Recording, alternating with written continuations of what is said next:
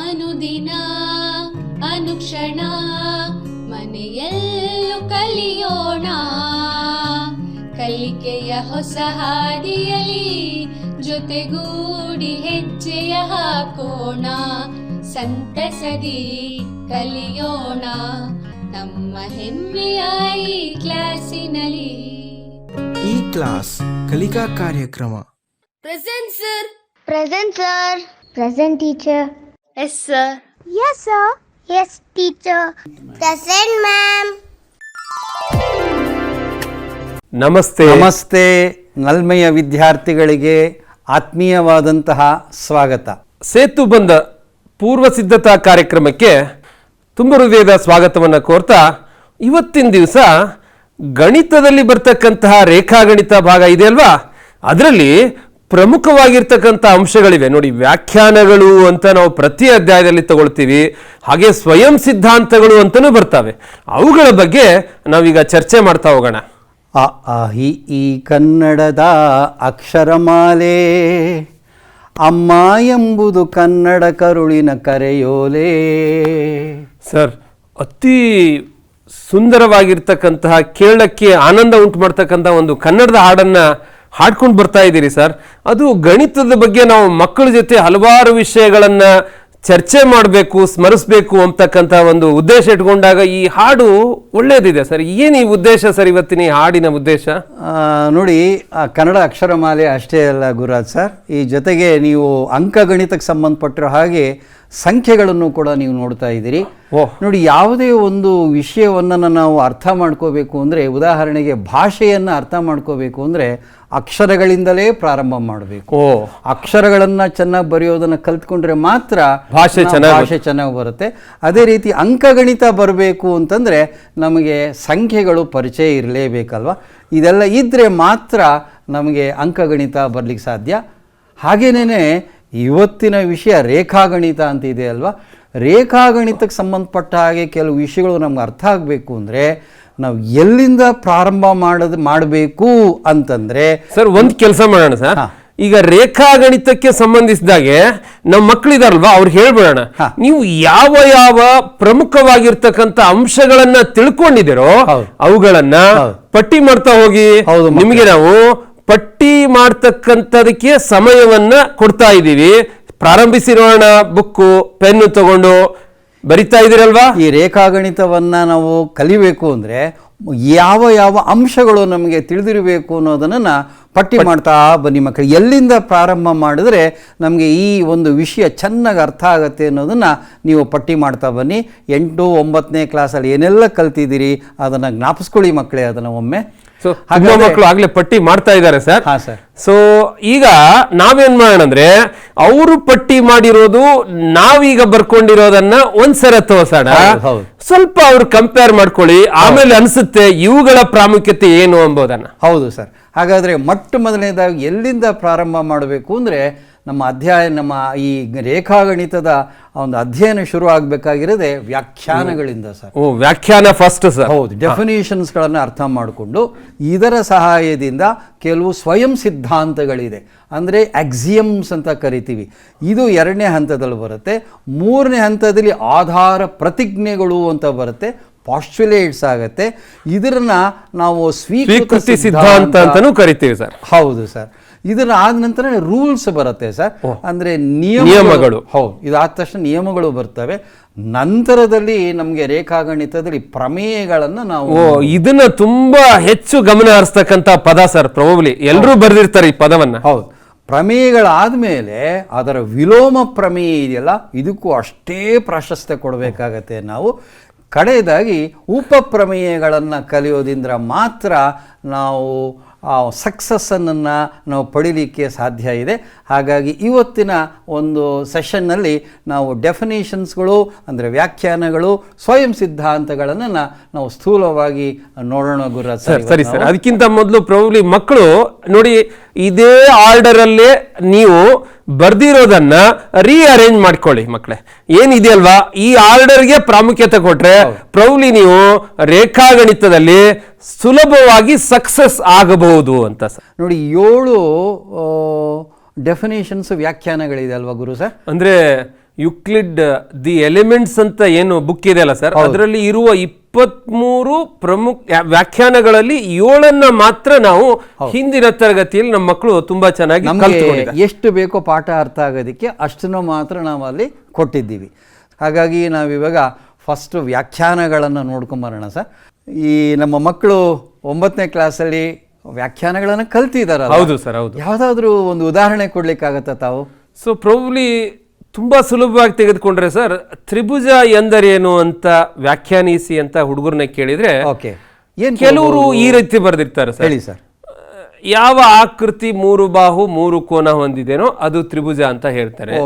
ಇನ್ ಕೆಲವು ಮಕ್ಕಳು ಹೀಗೆ ಬರ್ದಿರ್ತಾರೆ ಸರ್, ಏಕರೇಖಾಗತವಲ್ಲದ 3 ಬಿಂದುಗಳನ್ನು ರೇಖಾಖಂಡಗಳ ಸಹಾಯದಿಂದ ಕೂಡಿಸಿದಾಗ ಉಂಟಾಗುವ ಆವೃತ್ತ ಆಕೃತಿನೇ ತ್ರಿಭುಜ ಅಂದಿರ್ತಾರೆ.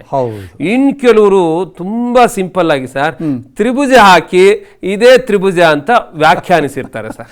ಹಾಗಾದ್ರೆ ಈ 3ರಲ್ಲಿ ಸ್ಪಷ್ಟವಾಗಿರೋದು ಯಾವುದು ಅಂತ ನಾವು ಮಕ್ಕಳನ್ನ ಕೇಳಿದ್ರೆ ಪ್ರಾಬಬ್ಲಿ ಕೆಲವರು ಕೆಲವನ್ನ ಹೇಳ್ತಾರೆ. ಸೊ ಅದಕ್ಕೆ ಸ್ಪಷ್ಟತೆ ಕೊಡಬೇಕು ಅಂದ್ರೆ ನಾವು ಏನ್ ಮಾಡ್ಬೇಕು ಸರ್ ಈಗ? ಸರ್ ಅದಕ್ಕೆ ಬಹಳ ಒಳ್ಳೆಯ ವಿಚಾರವನ್ನ ನೀವು ಇಲ್ಲಿ ಪ್ರಸ್ತಾಪ ಮಾಡಿದಿರಿ.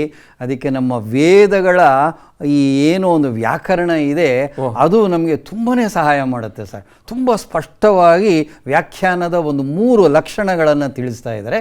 ಅದರಲ್ಲಿ ಪ್ರಪ್ರಥಮವಾಗಿ ಅದರ ಒಂದು ಲಕ್ಷಣ ಏನಪ್ಪ ಅಂದರೆ ಅತಿವ್ಯಾಪ್ತಿ. ಅಂದರೆ ಅತಿಯಾಗಿ ಯಾವ ಶಬ್ದಗಳನ್ನು ಕೂಡ ನಾವು ಬಳಸಬಾರ್ದು.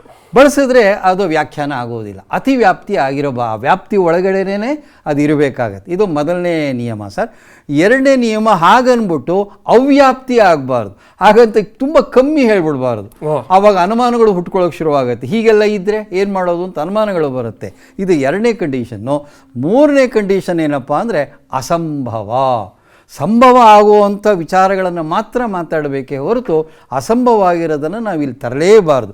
ಹಾಗಾಗಿ ನೋಡಿ, ನೀವು ಈಗ ತಾನೇ ಹೇಳೋದಂತಹ 3 ತ್ರಿಭುಜಕ್ಕೆ 3 ವ್ಯಾಖ್ಯಾನಗಳನ್ನು ಕೊಟ್ಟರಲ್ಲ, ಅದರಲ್ಲಿ ಯಾವ್ದು ಸರಿ ಯಾವ ತಪ್ಪು ಅನ್ನೋದನ್ನು ಈ ಒಂದು 3 ಮಾನದಂಡಗಳಾಗಿ ಇಟ್ಕೊಂಡು ನಾವು ತೀರ್ಮಾನ ಮಾಡ್ತೀವಿ. ಗುರು, ನಮ್ಮ 9ನೇ ಕ್ಲಾಸ್ ಪುಸ್ತಕದಲ್ಲಿ ಎಷ್ಟು ವ್ಯಾಖ್ಯಾನಗಳಿದೆ ಜ್ಞಾಪಿಸ್ಕೊಳ್ಳಿ ಸರ್? 7 ವ್ಯಾಖ್ಯಾನಗಳಿವೆ ಸರ್. ಯಾವ್ದಾದ್ರ ಬಗ್ಗೆ ಅವು ಹೇಳ್ತಾ ಇದ್ದಾರೆ ನಮ್ಗೆ? 7 ವ್ಯಾಖ್ಯಾನಗಳು ಪ್ರಮುಖವಾಗಿ ಬಿಂದುಗಳು, ರೇಖೆಗಳು ಮತ್ತು ಮೇಲ್ಮೈಗಳನ್ನೇ ಆಧಾರವಾಗಿಟ್ಕೊಂಡು ಹೇಳಿದ್ದಾರೆ. ಬಹಳ ಸ್ಪಷ್ಟವಾದ ಮಾತುಗಳಲ್ಲಿ ಯೂಕ್ಲಿಡ್ ತಾನು 13 ವಾಲ್ಯೂಮ್ಸ್ ಬರೆದಿದ್ದಾನೆ. ಅದರಲ್ಲಿ ವಾಲ್ಯೂಮ್ ನಂಬರ್ 1ನಲ್ಲಿ ಇವುಗಳ ವ್ಯಾಖ್ಯಾನಗಳನ್ನು ನಮಗೆ ಇವುಗಳ ಬಗ್ಗೆ ಪಾಯಿಂಟು, ಲೈನು ಮತ್ತು ಸರ್ಫೇಸ್ ಬಗ್ಗೆ ಕೊಡ್ತಾ ಇದ್ದಾನೆ. ಈ 7ಅನ್ನು ಅವನು ಯಾವ ರೀತಿ ಮಾಡಿದ್ದಾನೆ ಅಂದರೆ, ಮೊದಲನೇ ಡೆಫಿನೇಷನಲ್ಲಿ ಬಿಂದುಗಳ ಬಗ್ಗೆ ಸ್ಪಷ್ಟವಾದ ಮಾತನ್ನು ತಿಳಿಸ್ತಾನೆ ಸರ್. ಇನ್ನು 2, 3, 4 ವ್ಯಾಖ್ಯಾನಗಳಲ್ಲಿ ನಮಗೆ ರೇಖೆಗಳ ಬಗ್ಗೆ, ವಕ್ರರೇಖೆ, ಸರಳ ರೇಖೆ, ಇದ್ರ ಬಗ್ಗೆ ತಿಳಿಸ್ಕೊಡ್ತಾನೆ. ನೆಕ್ಸ್ಟು ಈ 5, 6, 7 ಇದೆಯಲ್ಲ ವ್ಯಾಖ್ಯಾನಗಳು, ಪ್ರಾಬಬ್ಲಿ ಉಳಿದಿರ್ತಕ್ಕಂತಹ ಏನು ಸರ್ಫೇಸ್ ಇದೆ ಅಲ್ವಾ ಸರ್, ಮೇಲ್ಮೈ ಮೇಲೆ, ಅದರ ಮೇಲೆ ತಿಳಿಸಿ. ಈ ರೀತಿಯಾಗಿ ಮಕ್ಕಳುಗಳು ಕೂಡ ಪ್ಲಾನ್ ಮಾಡ್ಕೋಬೇಕು. ಮೊದಲನೇದರಲ್ಲಿ ಬಿಂದು ಮಾತ್ರ, 2, 3, 4ರಲ್ಲಿ ರೇಖೆಗಳ ಬಗ್ಗೆ, 5, 6, 7ರಲ್ಲಿ ಸರ್ಫೇಸ್ ಬಗ್ಗೆ, ಮೇಲ್ಮೈ ಬಗ್ಗೆ ಭಾಳ ಅಚ್ಚುಕಟ್ಟಾದ ನೇರವಾದ ಮಾತುಗಳಿಂದ ನಮಗೆ ಹೇಳ್ತಾ ಹೋಗ್ತಾನೆ. ಈಗ ಮೊದಲನೇದು ನೋಡೋಣ ಇವಾಗ. ಸೊ ಪ್ರಾಬಬ್ಲಿ ನೋಡಿ ಸರ್, ನಾವು ಶಾಲೆಯಲ್ಲಿ ಮಕ್ಕಳಿಗೆ ಬಿಂದುವನ್ನ ಬ್ಲ್ಯಾಕ್ ಬೋರ್ಡ್ ಮೇಲೆ ಗುರುತಿಸಿ ಅಂದ್ರೆ ಈ ರೀತಿಯಾಗಿ ಗುರುತಿಸಿರ್ತಾರೆ ಸರ್. ನಾವು ಸಾಮಾನ್ಯವಾಗಿ ಗಮನಿಸೋದು ನೋಡಿ ABCD ಅಂತ ಏನು ತಗೊಂಡಿದೀವಲ್ವಾ ಸರ್, ಈ ರೀತಿ ಗುರುತಿಸಿರ್ತಾರೆ. ಗುರು, ಇದು ಬಿಂದುಗಳ ಸರ್ ಇದು. ಸೊ ಅವ್ರಿಗೆ ಗುರುತಿಸ್ತಕ್ಕಂತಹ ರೀತಿ ಹೀಗೇನೆ ಗುರುತಿಸಿರ್ತಾರೆ. ಬಟ್ ಅವ್ರು ಆಕ್ಚುಯಲ್ ಆಗಿ ಬಿಂದು ಅಂದ್ರೆ ಏನು ಅಂತ ಅವ್ರು ಯೋಚನೆ ಮಾಡಿದ್ರೆ, ಅಂದ್ರೆ ಯೋಚನೆ ಗೊತ್ತಿರತ್ತೆ, ಬರಿಬೇಕಾದ್ರೆ ಹೀಗೆ ಬರ್ದಿರ್ತಾರೆ. ಈಗ ನಾವು ಅವ್ರಿಗೆ ಸಂಪೂರ್ಣವಾಗಿ ಬಿಂದು ಅಂದ್ರೆ ಏನು ಎಂಬುದನ್ನ ತಿಳಿಸ್ಕೊಳ್ಳಕ್ಕೆ ನೋಡೋಣ ಸರ್. ಸರ್, ಇದು ಯಾವುದೂ ಬಿಂದುಗಳಲ್ಲ ಸರ್. ಅದಕ್ಕೆ ಕಾರಣ ಈಗ ಮೊದಲನೇ ವ್ಯಾಖ್ಯಾನವನ್ನು ನೋಡಿಬಿಟ್ರೆ ನಮಗೆ ತುಂಬ ಸ್ಪಷ್ಟ ಆಗಿಬಿಡುತ್ತೆ ಸರ್ ನಮಗೆ. ಸೊ ವ್ಯಾಖ್ಯಾನ 1 ಏನನ್ನು ತಿಳಿಸ್ಕೊಡುತ್ತೆ ಅಂದರೆ, ಯಾವುದಕ್ಕೆ ಭಾಗವಿಲ್ಲವೋ ಅದನ್ನು ನಾವು ಬಿಂದು ಅಂತ ಕರಿತೀವಿ. ಭಾಗ ಅಂದರೆ ಯಾವುದಾದಿರ್ಬೋದು ಹೇಳಿ ಸರ್? ಉದ್ದ, ಅಗಲ, ಎತ್ತರ, ದಪ್ಪ, ಇದ್ಯಾವುದು ಇರಬಾರ್ದು. ಅಂಥ ಒಂದು ಚಿತ್ರಕ್ಕೆ ನಾವು ಬಿಂದು ಅಂತ ಕರಿತೀವಿ. ಅಂದ್ರೆ ಆಯಾಮ ಇಲ್ಲದೆ ಇರ್ತಕ್ಕಂಥ, ಯಾವ ಆಯಾಮೂ ಇರಬಾರ್ದು. ಅಂತಹ ಒಂದು ಚಿತ್ರಕ್ಕೆ ನಾವು ರೇಖಾಗಣಿತದಲ್ಲಿ ಬಿಂದು ಪಾಯಿಂಟ್ ಅಂತ ಕರಿ. ಈ ಬಿಂದುನ ಇಟ್ಕೊಂಡು ಮುಂದಿನ ವ್ಯಾಖ್ಯಾನಕ್ಕೆ ಹೋಗೋಣ ಸರ್ ನಾವಿವಾಗ. ಇಲ್ಲಿ ನೋಡಿ 3 ಈ ಬೇರೆ ಬೇರೆ ಬಣ್ಣದ ರೇಖೆಗಳು ಬರ್ತಾ ಇದೆ. ಇದನ್ನು ಇದು 3ರಲ್ಲಿ ಯಾವುದನ್ನು ನೀವು ಸರಳ ರೇಖೆ ಅಂತ ಕರಿತೀರಿ ಸರ್? ಈ 3ರಲ್ಲಿ ಪ್ರೌಲಿ ನಾವು ಈಗ ಈ 3 ಸರಳ ರೇಖೆ ಅಂತ ತೆಗೆದುಕೊಳ್ತೀವಿ. ಆದರೆ ವ್ಯಾಖ್ಯಾನವನ್ನು ಆಧಾರವಾಗಿ ಇಟ್ಕೊಂಡ್ರೆ ಸರ್ ಇವನ್ನ ನಾವು ಸರಳ ರೇಖೆ ಅಂತ ಪರಿಗಣನೆ ಮಾಡ್ಲಿಕ್ಕಾಗಲ್ಲ. ಯಾವುದು ರೇಖೆ ಅಲ್ಲ. ಹಾಗಾಗಿ ವ್ಯಾಖ್ಯಾನ 2 ಏನು ಹೇಳುತ್ತೆ ಅಂತಂದರೆ ನೋಡಿ, ಅವ್ರು ಹೇಳ್ತಾರೆ 2ನೇ ವ್ಯಾಖ್ಯಾನದಲ್ಲಿ, ಒಂದು ರೇಖೆ ಎಂದರೆ ಅಗಲ ಇಲ್ಲದೆ ಇರಬಾರ್ದು, ಬರೀ ಉದ್ದ ಮಾತ್ರ ಇರ್ತಕ್ಕಂಥದ್ದಕ್ಕೆ ನಾವು ಆ ರೇಖೆ ಅಂತ ಕರಿತೀವಿ, ಲೈನ್ ಅಂತ ಕರಿತೀವಿ. ಲೈನನ್ನು ಎಳಿಬೇಕಾದ್ರೆ, ರೇಖೆಯನ್ನು ಎಳಿಬೇಕಾದ್ರೆ ಈ ಒಂದು ವ್ಯಾಖ್ಯಾನವನ್ನು ಗಮನದಲ್ಲಿಟ್ಟುಕೊಂಡು ನೀವು ರೇಖೆ ಎಳಿಬೇಕು. ಯಾವುದ್ರ ಬಗ್ಗೆ ಇರ್ಬೋದು ಅದು 3ನೇ ವ್ಯಾಖ್ಯಾನ? 3ನೇ ವ್ಯಾಖ್ಯಾನನು ಪ್ರೌಲಿ ಸರಳ ರೇಖೆ ಬಗ್ಗೆನೇ ಇರುತ್ತೆ ಸರ್. ಹೌದು ಹೌದು ಗುರು ಅವರೇ. ನೋಡಿ ಇಲ್ಲಿ ಏನೋ ಒಂದು ಚಿತ್ರ ಬರ್ತಾ ಇದೆ, ಏನಿರ್ಬೋದು ಇದು? ಓಕೆ ನೋಡಿ, ಇದಕ್ಕೆ AB ಅಂತ ಹೆಸರು ಕೊಟ್ಟಿದ್ದಾರೆ. ಸೊ ಸರಳ ರೇಖೆ ಅಥವಾ ರೇಖೆ ಎಂದರೆ ಹಲವಾರು ಅನಂತಾನಂತ ಬಿಂದುಗಳನ್ನು ಒಂದ್ರ ಪಕ್ಕ ಈ ರೀತಿ ಇಮ್ಯಾಜಿನ್ ಮಾಡ್ಕೊಳ್ಳಿ ಮಕ್ಕಳೇ, ಊಹಿಸ್ಕೊಳ್ಳಿ. ಇವುಗಳೆಲ್ಲ ಸೇರಿಸಿದಾಗ ಒಂದು ರೇಖೆ ಬರುತ್ತೆ. ಅವೆಲ್ಲವೂ ಕೂಡ ಒಂದೇ ಮೇಲ್ಮೈಯಲ್ಲಿರಬೇಕು. ಇದ್ದಾಗ ಮಾತ್ರ ಅದನ್ನು ನಾವು ಸರಳ ರೇಖೆ ಅಂತ ಕರಿತೀವಿ. ಸೊ ರೇಖೆಗಳಲ್ಲಿ ಸರಳ ರೇಖೆ, ವಕ್ರರೇಖೆ ಬರುತ್ತೆ. ನಾವೀಗ 3ನೇ ವ್ಯಾಖ್ಯಾನದಲ್ಲಿ ತಮ್ಮ ಮುಂದೆ ಪ್ರಸ್ತುತಪಡಿಸ್ತಾ ಇದ್ದೀವಿ. ಸೊ 3ನೇ ವ್ಯಾಖ್ಯಾನ ಏನಪ್ಪ ಅಂದರೆ, ಒಂದು ರೇಖೆಯ ಅಂತ್ಯಗಳು ಬಿಂದುಗಳೇ ಆಗಿರುತ್ತೆ. ಮಧ್ಯದಲ್ಲೂ ಬಿಂದುಗಳೇ, ಕೊನೆಯಲ್ಲೂ ಬಿಂದೆ, ಬಿಗಿನಿಂಗಲ್ಲೂ ಕೂಡ ಬಿಂದುಗಳಿಂದಲೇ ಅವುಗಳು ಕೂಡಿರುತ್ತೆ. 4ನೇ ವ್ಯಾಖ್ಯಾನಕ್ಕೆ ಹೋಗೋಣ ಸರ್ ಈಗ ನಾವು. ಸೊ ಒಂದು ಸರಳ ರೇಖೆಯು ಒಂದು ರೇಖೆಯಾಗಿದ್ದು ತನ್ನ ಮೇಲಿರುವ ಬಿಂದುಗಳನ್ನು ಸಮನಾಗಿ ಹರಡಿಕೊಂಡಿರುತ್ತದೆ.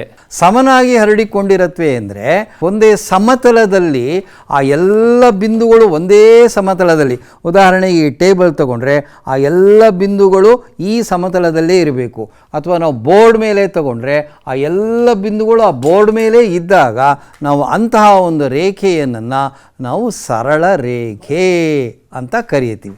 ಸರಳ ರೇಖೆ ಅಂದರೆ ಏನಾಗಿ ಇಷ್ಟೊತ್ತು ತಾವು 3 ವ್ಯಾಖ್ಯಾನಗಳನ್ನು ನೋಡಿದ್ರಿ, ಏನಂತ ಹೇಳ್ಬೋದು ಇದನ್ನ? ಹೇಗೆ ಅದರ ಅರ್ಥನ ಅವ್ರು ಬರೆದು ಬಿಡ್ಲಿ ಸರ್. ಹೌದು, ಸರಳ ರೇಖೆ ಅಂದ್ರೆ ಏನು ಎಂಬುದನ್ನ ಮಕ್ಕಳೇ ನೀವು ನಿಮ್ಮ ಬುಕ್ ನಲ್ಲಿ ಬರಿತಾ ಹೋಗಿ ಈ ಎಲ್ಲ ವ್ಯಾಖ್ಯಾನಗಳನ್ನ ಬೇಸಿಟ್ಕೊಂಡು, ಅಂದ್ರೆ ಪ್ರಮುಖವಾಗಿ 4ನೇ ವ್ಯಾಖ್ಯಾನ ಬೇಸಿಟ್ಕೊಂಡು ಬರೀರಿ ನೋಡೋಣ. ಹೌದು ಹೌದು ಅಲ್ವಾ? ಹಾಗಾದ್ರೆ ನೋಡಿ, ಇದು ಎಂಥ ರೇಖೆ ಇದು? ಈ ಒಂದು ಘನದ ಮೇಲೆ, ಆ ಮೇಲ್ಮೈ ಮೇಲೆ, ಆ ವಕ್ರ ಮೇಲ್ಮೈ ಮೇಲೆ ಎಂಥ ರೇಖೆಗಳನ್ನು ನಾವು ಎಳಿಬಹುದು ಅನ್ನೋದನ್ನು ನೀವು ನೋಡ್ತಾ ಇದ್ದೀರಿ.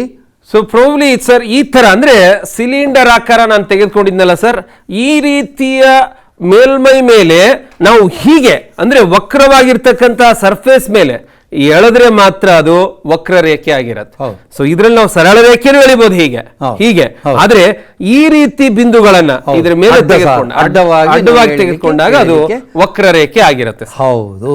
ಈಗ ಮೇಲ್ಮೈ ಅಂದರೆ ಏನು ಅನ್ನೋದನ್ನೇ ಅದು ಇನ್ನೆಷ್ಟು ಅಚ್ಚುಕಟ್ಟಾಗಿ ಡಿಫೈನ್ ಮಾಡಿದ್ದಾರೆ ಯೂಕ್ಲಿಡ್ನವರು ಅಂತಂದ್ರೆ ಬಹಳ ಖುಷಿ ಆಗುತ್ತೆ ಸರ್. ಆದ್ರೂ ಇದಕ್ಕೆ ಸಂಬಂಧಿಸಿದಾಗೆ ಮಕ್ಕಳು ಯೋಚನೆ ಮಾಡಬಹುದು ಅನ್ಸುತ್ತೆ. ಮಾಡಿ.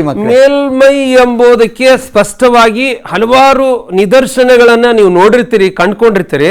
ಅವನ್ನ ಯೋಚನೆ ಮಾಡಿ ಪಟ್ಟಿ ಮಾಡಿ ನೋಡೋಣ. ಸರ್ಫೇಸ್ ಅಂತಂದರೆ ಮೇಲ್ಮೈ ಅಂದರೆ ಅದಕ್ಕೆ 2 ಗುಣಗಳಿರ್ತವೆ. ಒಂದು ಉದ್ದ ಮತ್ತು ಇನ್ನೊಂದು ಅಗಲ ಮಾತ್ರ ಇರತ್ತೆ ಹೊರತು ಅದಕ್ಕೆ ದಪ್ಪ ಇರೋದೇ ಇಲ್ಲ. ಅಂತಹ ಒಂದು ಕಾನ್ಸೆಪ್ಟ್ಗೆ, ಪರಿಕಲ್ಪನೆಗೆ ನಾವು ಮೇಲ್ಮೈ, ಸರ್ಫೇಸ್ ಅಂತ ಕರೀತೀವಿ. 2 ಆಯಾಮ ಹೊಂದಿರುವ ಒಂದು ಅಂಶವನ್ನೇ ನಾವು ಮೇಲ್ಮೈ ಅಂತ ಕರೀತೀವಿ. ಒಂದು ಪರಿಕಲ್ಪನೆಗೆ ನಾವು ಮೇಲ್ಮೈ, ಸರ್ಫೇಸ್ ಅಂತ ಕರೀತೀವಿ. ಪ್ರೌಲಿ ಇವರು ನನಗ್ ಗೊತ್ತಿರೋ ಮಟ್ಟಿಗೆ ಮಕ್ಕಳು ಯೋಚನೆ ಮಾಡ್ತಾ ಇರ್ತಾರೆ ಸರ್, ಈ ಬ್ರೆಡ್ ಅನ್ನ ಕಟ್ ಮಾಡ್ತಾ ಇರ್ಬೇಕಾದ್ರೆ ಸ್ಲೈಸ್ ಮಾಡ್ತಾರಲ್ಲ ಸರ್, ತುಂಬಾ ಚಿಕ್ಕದಾಗಿ ಮಾಡ್ತಾ ಹೊರಟ್ರೆ ಕೊನೆಗೆ ಏನು ಉಳಿಯುತ್ತೆ ಅಂದ್ರೆ ಉದ್ದ ಅಗಲ ಉಳಿಯುತ್ತೆ, ಥಿಕ್ನೆಸ್ ಆಲ್ಮೋಸ್ಟ್ 0 ಬಂದ್ಬಿಡುತ್ತೆ. ಆಗ ಅದನ್ನ ನಾವು ಮೇಲ್ಮೈ ಅಂತ ಅಂದ್ಕೊಳ್ತೀವಿ ಅಂತ ಅವ್ರು ಯೋಚನೆ ಮಾಡ್ತಾ ಇರ್ತಾರೆ. ಈಗ ಈ 6ನೇ ವ್ಯಾಖ್ಯಾನ ಯಾವುದ್ರ ಬಗ್ಗೆ ತಿಳಿಸುತ್ತೆ ಅಂತಂದರೆ ಇಂತಹ ಒಂದು ಮೇಲ್ಮೈಯಿನ ಬೌಂಡರೀಸ್ ಬಗ್ಗೆ ಹೇಳ್ತಾನೆ. ಆ ಬದಿಗಳು ಹೇಗಿರುತ್ತಪ್ಪ ಅಂದರೆ ಅವುಗಳು ಕೂಡ ರೇಖೆಗಳೇ ಆಗಿರುತ್ತೆ. ಅಂದರೆ ಸರಳ ರೇಖೆನೇ ಅಂತಲ್ಲ, ವಕ್ರರೇಖೆಯೂ ಆಗಿರ್ಬೋದು, ಸರಳ ರೇಖೆಯೂ ಆಗಿರ್ಬೋದು. ಈಗ ಒಂದು ನದಿ ಹರಿತಾ ಇರತ್ತೆ ಅಂತ ಇಟ್ಕೊಳ್ಳಿ, ಅದರ ಬೌಂಡ್ರೀಸ್ ನೋಡಿ ಹೆಂಗಿರುತ್ತೆ, ಹೆಂಗೋ ವಕ್ರವಾಗೂ ಇರುತ್ತೆ. ಹಾಗೆ ನಮ್ಮ ಮ್ಯಾಪ್ ಅನ್ನ ತೆಗೆದುಕೊಂಡ್ರೆ ಸರ್, ನೋಡಿ ನಮ್ಮ ಮ್ಯಾಪಿನ ಬೌಂಡ್ರೀಸ್ ಅನ್ನ ತೆಗೆದುಕೊಂಡ್ರೆ ಅದು ರೇಖೆನೇ ಆಗಿರುತ್ತೆ, ಅದು ವಕ್ರರೇಖೆ ಆಗಿರುತ್ತೆ. ಸೊ ಯಾವುದೇ ಒಂದು ಸರ್ಫೇಸಿನ ಮೇಲ್ಮೈನ ಬದಿಗಳು ತಗೊಂಡ್ರೆ, ಬೌಂಡ್ರೀಸ್ ತಗೊಂಡ್ರೆ ಅವುಗಳು ಕೂಡ ರೇಖೆಗಳೇ ಆಗಿರುತ್ತವೆ ಅನ್ನೋದೇ 6ನೇ ವ್ಯಾಖ್ಯಾನ. ಅವು ಸರಳ ರೇಖೆನೂ ಆಗಿರ್ಬೋದು, ವಕ್ರರೇಖೆನಾರು ಆಗಿರ್ಬೋದು. ಹೌದು. ಇನ್ನು 7ನೇದು ಸರ್, ಆ ಕಡೆಯ ವ್ಯಾಖ್ಯಾನ ಇದು. ಒಂದು ಸಮತಲ ಮೇಲ್ಮೈಯು ಒಂದು ಮೇಲ್ಮೈ ಆಗಿದ್ದು ತನ್ನ ಮೇಲಿರುವ ಸರಳ ರೇಖೆಗಳನ್ನು ಸಮವಾಗಿ ಹರಡಿಕೊಂಡಿರುತ್ತದೆ. ಹೌದು. ಏನು ಹೀಗಂದರೆ, ಸೊ ಒಂದು ಮೇಲ್ಮೈ ಸಮತಲವಾಗಿದೆಯಾ ಇಲ್ವಾ ಅನ್ನೋದನ್ನು ಪರೀಕ್ಷೆ ಮಾಡೋದಕ್ಕೆ ನೀವಿಷ್ಟೇ ಯೋಚನೆ ಮಾಡಬೇಕು. ಸರಳ ರೇಖೆ ಅದರ ಮೇಲೆ ಎಳಿಲಿಕ್ಕಾಗತ್ಯ, ಸರಳ ರೇಖೆ ಎಳಿಲಿಕ್ಕಾಗ ಸಾಧ್ಯ ಆದರೆ ಅದನ್ನು ಸಮತಲ ಅಂತ ತಗೊಳ್ಳಿ, ಇಲ್ಲ ಅಂದರೆ ಅದನ್ನು ವಕ್ರ ಮೇಲ್ಮೈ ಅಂತ ನಾವು ಅದನ್ನು ತೆಗೆದುಕೋಬೇಕಾಗತ್ತೆ. ಇಲ್ಲಿ ನೋಡಿ, ನಾವು ಬಳಸ್ತಕ್ಕಂಥ ನೋಟ್ಬುಕ್ ಅನ್ನು ತೆಗೆದುಕೊಂಡ್ರೆ ಇಲ್ಲಿರುವ ಎಲ್ಲ ರೇಖೆಗಳು ಅದರ ಜೊತೆಗೆ ಈ ರೀತಿಯಾಗಿ ರೇಖೆಗಳನ್ನು ಎಳೆದಿದ್ವಲ್ವಾ, ಇದನ್ನ ಪರಿಗಣಿಸಿದ್ರೆ ಇದನ್ನೇ ನಾವು ಸರ್ ಸಮತಲ ಅಂತ ಪರಿಗಣಿಸ್ತೀವಿ. ನಾವು ಈ ನಮ್ಮ ಡೆಸ್ಕಿನ ಮೇಲ್ಮೈ ಇದೆಯಲ್ಲ, ಅಂಥವುಗಳನ್ನೇ ಒಂದು ಸಮತಲ ಅಂತ ಭಾವಿಸಿಕೊಂಡು ನಾವು ರೇಖಾಗಣಿತವನ್ನು ಅಧ್ಯಯನ ಮಾಡಬೇಕಾಗುತ್ತೆ.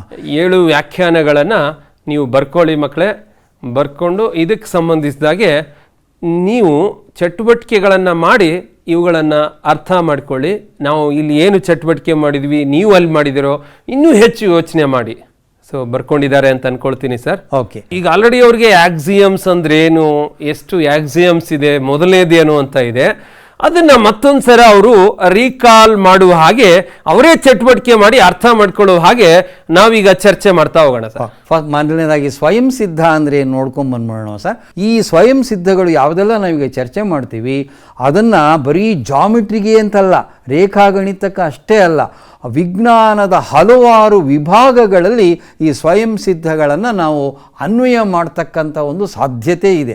ಅಂತಹ ವೈಜ್ಞಾನಿಕ ವಿಚಾರಗಳಿಗೆ ನಾವು ಸ್ವಯಂ ಸಿದ್ಧ ಅಂತ ಕರಿತೀವಿ. ಅಂದರೆ ಮಕ್ಕಳೇ, ಈ ಸ್ವಯಂ ಸಿದ್ಧಗಳು ಏನಿವೆ ಗಣಿತಕ್ಕೆ ಮಾತ್ರ ಅನ್ವಯಿಸಲ್ಲ, ಎಲ್ಲ ವಿಜ್ಞಾನದ ವಿಭಾಗಗಳಿಗೆ ಅನ್ವಯಿಸ್ತವೆ ಅಂತಕ್ಕಂಥದ್ದು ಇಲ್ಲಿ ಸ್ಪಷ್ಟವಾಗಿ ನಾವು ಹಿಂದೆ ತಿಳ್ಕೊಂಡಿದ್ದೀವಿ. ಅದನ್ನು ಮತ್ತೆ ಇಲ್ಲಿ ನಾವು ಗಮನಿಸ್ತಾ ಇದ್ದೀವಿ. ಹೌದು. ಸೊ ಸಾಧನೆ ಅಂದರೆ ನೋಡಿ ಹೇಗೆ ಹೇಳ್ಬೋದಪ್ಪ ಅಂದರೆ, ಹಂತ ಹಂತವಾಗಿ 8, 9ನೇ ಕ್ಲಾಸಲ್ಲಿ ಏನೆಲ್ಲ ನಾವು ವಿಚಾರಗಳನ್ನು ಕಲ್ತಿದ್ದೀವಿ, ಆ ಗುಣಧರ್ಮಗಳನ್ನು ಕಲ್ತಿದ್ದೀವಿ, ಅವುಗಳನ್ನೆಲ್ಲ ಬಳಸ್ಕೊಂಡು ಹಂತ ಹಂತವಾಗಿ ಈ ಒಂದು ಪ್ರೆಸೆಂಟ್ ಏನೋ ಒಂದು ವಿಚಾರ ಇರುತ್ತೆ ಅದರ ಸತ್ಯಾರ್ಥತೆಯನ್ನು ನಾವು ಎತ್ತಿ ಹಿಡಿತಕ್ಕಂಥ ಒಂದು ವಿಧಾನ ಇದೆಯಲ್ಲ, ಆ ವಿಧಾನಕ್ಕೆ ನಾವು ಸಾಧನೆ. ಈಗ ಸ್ವಯಂ ಸಿದ್ಧ ಒಂದನ್ನು ನಾವು ನೋಡೋಣ ಮಕ್ಕಳೇ. ನೋಡಿ ಈ ಚಿತ್ರವನ್ನು ನೋಡಿ, ಮೊದಲನೇ ಚಿತ್ರದಲ್ಲಿ ಏನಿದೆ ಸರ್? ಸರಿ, ಇಲ್ಲಿ ಸ್ವಯಂ ಸಿದ್ಧ ಒಂದು ಅನ್ನೋದಕ್ಕಿಂತ ಪೂರ್ವದಲ್ಲಿ ಇದನ್ನ ಗಮನಿಸಬೇಕು. ನೋಡಿ, ಮೊದಲನೇ ಚಿತ್ರದಲ್ಲಿ ಎಷ್ಟು ಭಾಗಗಳಿವೆ ಗಮನಿಸಿ. 4 ಭಾಗಗಳ 4 ಭಾಗ ಇದೆ ಅಲ್ವಾ ಸರ್? ಹಾಗೇನೆ ಎರಡನೇ ಚಿತ್ರದಲ್ಲಿ ಭಾಗಗಳನ್ನ ಎಣಿಕೆ ಮಾಡಿ ನೋಡೋಣ. 1, 2, 3, ಇಲ್ಲೂ 4 ಭಾಗ ಇದೆ. ಅಂದ್ರೆ ಮೊದಲನೆಯ ಚಿತ್ರದಲ್ಲಿರುವ ಭಾಗಗಳ ಸಂಖ್ಯೆ ಎರಡನೆಯ ಚಿತ್ರದಲ್ಲಿರುವ ಭಾಗಗಳ ಸಂಖ್ಯೆಗೆ ಸಮವಾಗಿದೆ. ಹೌದು, ಕರೆಕ್ಟ್ ಅಲ್ವಾ ಸರ್? ಮೂರನೇದು ಹೇಳ್ಬೋದು. ನೆಕ್ಸ್ಟ್ ನೋಡೋಣ ಸರ್. ಈಗ ಎರಡನೇ ಚಿತ್ರದಲ್ಲಿರೋ ಭಾಗಗಳ ಸಂಖ್ಯೆ 4, ಮೂರನೆಯ ಚಿತ್ರದಲ್ಲಿರುವ ಭಾಗಗಳ ಸಂಖ್ಯೆ 4 ಇದೆ. ಹಾಗಾದ್ರೆ ನಾವು ಮೊದಲನೇ ಚಿತ್ರ ಮತ್ತು ಮೂರನೇ ಚಿತ್ರ ಈ 2 ಚಿತ್ರದಲ್ಲಿರುವ ಭಾಗಗಳ ಸಂಖ್ಯೆಯನ್ನು ಹೋಲಿಕೆ ಮಾಡಿದ್ರೆ ನಮಗೆ ಸ್ವಯಂ ಸಿದ್ಧ ಒಂದು ಅಂದ್ರೆ ಏನು ಅಂತ ಗೊತ್ತಾಗ್ಬಿಡುತ್ತೆ. ಹೀಗೆ ಹೇಳ್ಬೋದಾ ಮಕ್ಕಳೇ? ಇದನ್ನು ನಾವು ಒಂದೇ ಅಂಶಕ್ಕೆ ಸಮನಾಗಿರುವ ಅಂಶಗಳು ಒಂದಕ್ಕೊಂದು ಸಮ ಆಗಿರುತ್ತೆ. ಒಂದು ಆಕ್ಟಿವಿಟಿನ ಮಾಡಿ ನಮಗೆ ತೋರಿಸ್ತಾ ಇದ್ದಾರೆ ಮಕ್ಕಳೇ. ಈ ಸ್ವಯಂ ಸಿದ್ಧ ಒಂದನ್ನ ನೀವು ತುಂಬ ಚೆನ್ನಾಗಿ ಕಲ್ತ್ಕೊಂಡಿದ್ದೀರಲ್ವಾ? ಅದನ್ನು ಈ ಥರದಲ್ಲಿ ಚಟುವಟಿಕೆಯನ್ನು ನೀವೇ ಮಾಡ್ತಾ ಹೋಗಿ ನೋಡೋಣ. ನೋಡಿ, ಇಲ್ಲಿ 3 ವಸ್ತುಗಳನ್ನು ತೆಗೆದುಕೊಂಡಿದ್ದೀನಿ ನಾನು. ಇಲ್ಲಿ ನನ್ನ ಹತ್ರ ಪುಟಾಣಿ ಮೇಣಬತ್ತಿಗಳಿದ್ವು, ಅದನ್ನು ನಾವು ಯೂಸ್ ಮಾಡ್ತಾ ಇದ್ದೀನಿ. ಹಾಗಾದರೆ ಎ ಇದು ಒಂದು ಗುಂಪು, ಎಷ್ಟು ಮೇಣಬತ್ತಿ ಇದೆ ನೋಡಿ, 3 ಮೇಣದ ಬತ್ತಿ ಇದೆ. ಹಾಗೇನೆ ಈಗ ಬಿ ಅಂತಕ್ಕಂಥ ಇನ್ನೊಂದು ಗುಂಪಿನಲ್ಲಿ ನೋಡಿ 3 ವಸ್ತುಗಳನ್ನು ನೀವು ಇಡಿ, ನಾನು ಇಲ್ಲಿ 3 ಮೇಣದ ಬತ್ತಿಯನ್ನು ಇಟ್ಟಿದ್ದೀನಿ. ಕರೆಕ್ಟಾ? ಯೋಚನೆ ಮಾಡಿ ಈಗ. ಹಾಗಾದರೆ ಎ ಗುಂಪಿನಲ್ಲಿರುವ ವಸ್ತುಗಳ ಸಂಖ್ಯೆ ಬಿ ಗುಂಪಿನಲ್ಲಿರುವ ವಸ್ತುಗಳ ಸಂಖ್ಯೆಗೆ ಏನಿದೆ? ಯಾರೋ ಜೋರಾಗಿ ಹೇಳ್ತಾ ಇದ್ದಾರೆ, ಸರ್ ಸಮ ಇದೆ ಅಂತ ಹೇಳ್ತಾರೆ. ಹಾಗಾದರೆ ಎ ನಲ್ಲಿರುವ ವಸ್ತುಗಳ ಸಂಖ್ಯೆ ಬಿ ನಲ್ಲಿರುವ ವಸ್ತುಗಳಿಗೆ ಸಂಖ್ಯೆಗೆ ಸಮ ಆಯಿತು. ಅಂದರೆ A is equal to B ಸಂಖ್ಯೆಗೆ ಸಂಬಂಧಿಸಿದಾಗೆ ತೆಗೆದುಕೊಳ್ತೀನಿ. ಈಗ ನಾವು ಇನ್ನೊಂದನ್ನು ತೆಗೆದುಕೊಳ್ಳೋಣ. ಸಿ ಎಂಬುವ ಇನ್ನೊಂದು ಗುಂಪಿದೆ. ಹಾಗಾದರೆ ಸಿ ನಲ್ಲಿಯೂ 3 ವಸ್ತುಗಳನ್ನು ತೆಗೆದುಕೊಂಡ್ರೆ, ಇಲ್ಲಿ 3 ಮೇಣದ ಬತ್ತಿ ತೆಗೆದುಕೊಂಡಿದ್ದೀನಿ, ನೀವು 3 ವಸ್ತುಗಳನ್ನು ತೆಗೆದುಕೊಳ್ಳಿ. ಹಾಗಾದರೆ ಯೋಚನೆ ಮಾಡಿ, ಬಿ ನಲ್ಲಿರುವ ವಸ್ತುಗಳ ಸಂಖ್ಯೆ ಸಿ ನಲ್ಲಿರುವ ವಸ್ತುಗಳ ಸಂಖ್ಯೆ ಏನಾಯಿತು? ಇಲ್ಲಿನೂ ಸಮ ಆಗ್ತಾ ಇದೆ ಅಂತ ಅರ್ಥ ಆಯಿತು. ಈಗ ನಾವೇನು ಮಾಡೋಣ ಅಂದರೆ, ಬಿ ಅಂತಕ್ಕಂಥ ಗುಂಪನ್ನು ತೆಗೆದು ಬಿಟ್ಟರೆ ಆಗ ಎ ಮತ್ತು ಸಿ ನಲ್ಲಿರುವ ವಸ್ತುಗಳ ಸಂಖ್ಯೆ ಏನಾಯಿತು? ಸರ್ ಸಮ ಆಗ್ತಾ ಇದೆ ಅಲ್ವಾ? ಈಗ ಗುರು ಅವರು ಹೇಳಿರ್ತಕ್ಕಂಥ ಒಂದು ಆಕ್ಟಿವಿಟಿ ಚಟುವಟಿಕೆಯನ್ನು ನಾವು ಹೀಗೆ ಪರಿಭಾವಿಸೋಣ ಮಕ್ಕಳೇ. ಹಾಗಾದರೆ A is equal to B ಆಗಿತ್ತು ಫಸ್ಟು, ಹೌದಾ? ನಂತರದಲ್ಲಿ ಈ ಬಿ ಅನ್ನೋದು ಅಂಶ ಏನಿದೆ ಅದು ಸಿಗೆ ಸಮ ಆಗಿದೆಯಂತೆ. So A is equal to B ಮತ್ತು B is equal to C ಅಕಸ್ಮಾತ್ ಆದರೆ ಏನನ್ನು ತೀರ್ಮಾನ ತಗೊಳ್ತೀರಿ ನೀವು? ಹಾಗಾದರೆ ಯಾವುದೇ ಸಮ ಅಂತೀರಿ ಹಾಗಾದರೆ, ಅಲ್ವಾ? ಯಾವುದಾಗಿರುತ್ತೆ ಅಂದರೆ ಎ ಮತ್ತು ಸಿ ಮೊದಲನೇ ಮತ್ತು ಕೊನೆ ಪದಗಳು ಇವುಗಳು ಸಮ ಅಂಥೇಳಿ ನಾವು ಇದನ್ನು ತಿಳ್ಕೊಳ್ತಾ ಹೋಗ್ತೀವಿ. ಇದೇ ನಮ್ಮ ಮೊಟ್ಟ ಮೊದಲನೆಯ ಸ್ವಯಂ ಸಿದ್ಧ, ಹೌದಾ? ಓಕೆ, ಸ್ವಯಂ ಸಿದ್ಧ 2 ನಾವು ಹೀಗೆ ಹೇಳ್ಬೋದಾ? ಸಮನಾಗಿರುವ ಅಂಶಗಳಿಗೆ ಸಮನಾಗಿರುವ ಅಂಶಗಳನ್ನು ಕೂಡಿಸಿದಾಗ ಉಂಟಾಗುವ ಮೊತ್ತಗಳು ಸಮನಾಗಿರುತ್ತದೆ ಅಂತ ಹೇಳಿ ನಾವು ಇದನ್ನು ಅರ್ಥ ಮಾಡ್ಕೋಬೋದು. ಈಗ ಇಬ್ಬರು ವಿಶೇಷವಾಗಿರ್ತಕ್ಕಂಥ ಸ್ನೇಹಿತರು ನನ್ನ ಜೊತೆ ಇದ್ದಾರೆ. ಇವರು 70 kg ತೂಕವನ್ನು, ಇವರು 70 kg ತೂಕವನ್ನು ಅವರು ಹೊಂದಿದ್ದಾರೆ. ಈಗ ಇವರಿಬ್ಬರ ತೂಕಗಳು ಪರಸ್ಪರ ಸಮ ಇವೆ ಅಂತ ನಾವೀಗ ಇಲ್ಲಿ ಕಾಣಿಸ್ತಾ ಇದ್ದೀವಿ ಅಲ್ವಾ? ಎಷ್ಟು ಕೆ ಜಿ? 70. ಇವರು ಎಷ್ಟು ಕೆ ಜಿ ಇದ್ದಾರೆ? 70 kg. ಈಗ ಸ್ವಯಂ ಸಿದ್ಧ 2 ಅರ್ಥ ಮಾಡ್ಕೋಬೇಕಾದ್ರೆ ಇವ್ರಿಗೆ ನಾನು ನೋಡಿ 10 kg ಭಾರ ಇರ್ತಕ್ಕಂತಹ ತೂಕ ಇರ್ತಕ್ಕಂತಹ ಈ ಬ್ಯಾಗನ್ನು ಇವ್ರ ಕೈಯಲ್ಲಿ ಕೊಟ್ಟಿದ್ದೀನಿ. ಹಾಗೇನೆ ಇವ್ರ ಕೈಯಲ್ಲಿ ಸಹಿತ ಇನ್ನೊಂದು ಬ್ಯಾಗ್ ನೋಡಿ 10 kg ಭಾರ ಇದೆ ಅಲ್ವಾ, ಅಂತಹ ಬ್ಯಾಗನ್ನು ಇವ್ರಿಗೆ ಕೊಟ್ಟಿದ್ದೀನಿ. ಹಾಗಾದರೆ ಈಗ ನೀವು ಯೋಚನೆ ಮಾಡಿ ಮಕ್ಕಳೇ, ಬ್ಯಾಗ್ ಹಿಡ್ಕೊಂಡಿರ್ತಕ್ಕಂತಹ ಈ ಸ್ನೇಹಿತನ ತೂಕ ಬ್ಯಾಗ್ ಸಹಿತ, ಹಾಗೇನೆ ಬ್ಯಾಗು ಮತ್ತು ಈ ಸ್ನೇಹಿತನ ತೂಕವನ್ನು ಒಟ್ಟು ಕೂಡಿಸಿ ನೋಡೋಣ.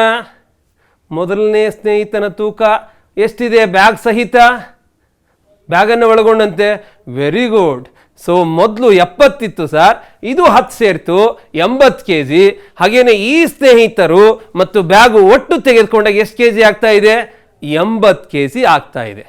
ಹಾಗಾದರೆ ಸ್ವಯಂ ಸಿದ್ಧ 2 ಏನು ಹೇಳತ್ತೆ ನೋಡ್ರಿ, ಮೊದಲು ಇವರಿಬ್ಬರು ತೂಕ ಸಮ ಇತ್ತು, ನಾನು ಇವ್ರಿಗೆ 10 kg ತೂಕ ಭಾರ ಕೊಟ್ಟಿದ್ದೀನಿ, 10 kg ಭಾರ ಇರೋ ಬ್ಯಾಗ್ ಕೊಟ್ಟಿದ್ದೀನಿ. ಇವರ ಒಟ್ಟು ತೂಕಗಳು ಬ್ಯಾಗ್ ಸಹಿತ ತೆಗೆದುಕೊಂಡ್ರೆ ಸಮ ಇದೆ ಅಂತ ಅರ್ಥವಾಗ್ತಾ ಇದೆ. ಹಾಗಾದರೆ ಯೋಚನೆ ಮಾಡಿ ಮಕ್ಕಳೇ, ನಮ್ಮ ನಿತ್ಯ ಜೀವನದಲ್ಲಿ ಸುತ್ತಮುತ್ತ ಈ ಥರದ ಚಟುವಟಿಕೆಗಳನ್ನು, ಈ ಥರದ ಸನ್ನಿವೇಶಗಳನ್ನು ತಾವು ಗಮನಿಸ್ತಾ ಇರ್ತೀರಿ. ಅವುಗಳನ್ನು ಪಟ್ಟಿ ಮಾಡಿಕೊಂಡು ಅವುಗಳಲ್ಲಿ ಸ್ವಯಂ ಸಿದ್ಧ 2 ತಿಳ್ಕೊಳ್ಳೋಕ್ಕೆ ಪ್ರಯತ್ನಿಸಿ.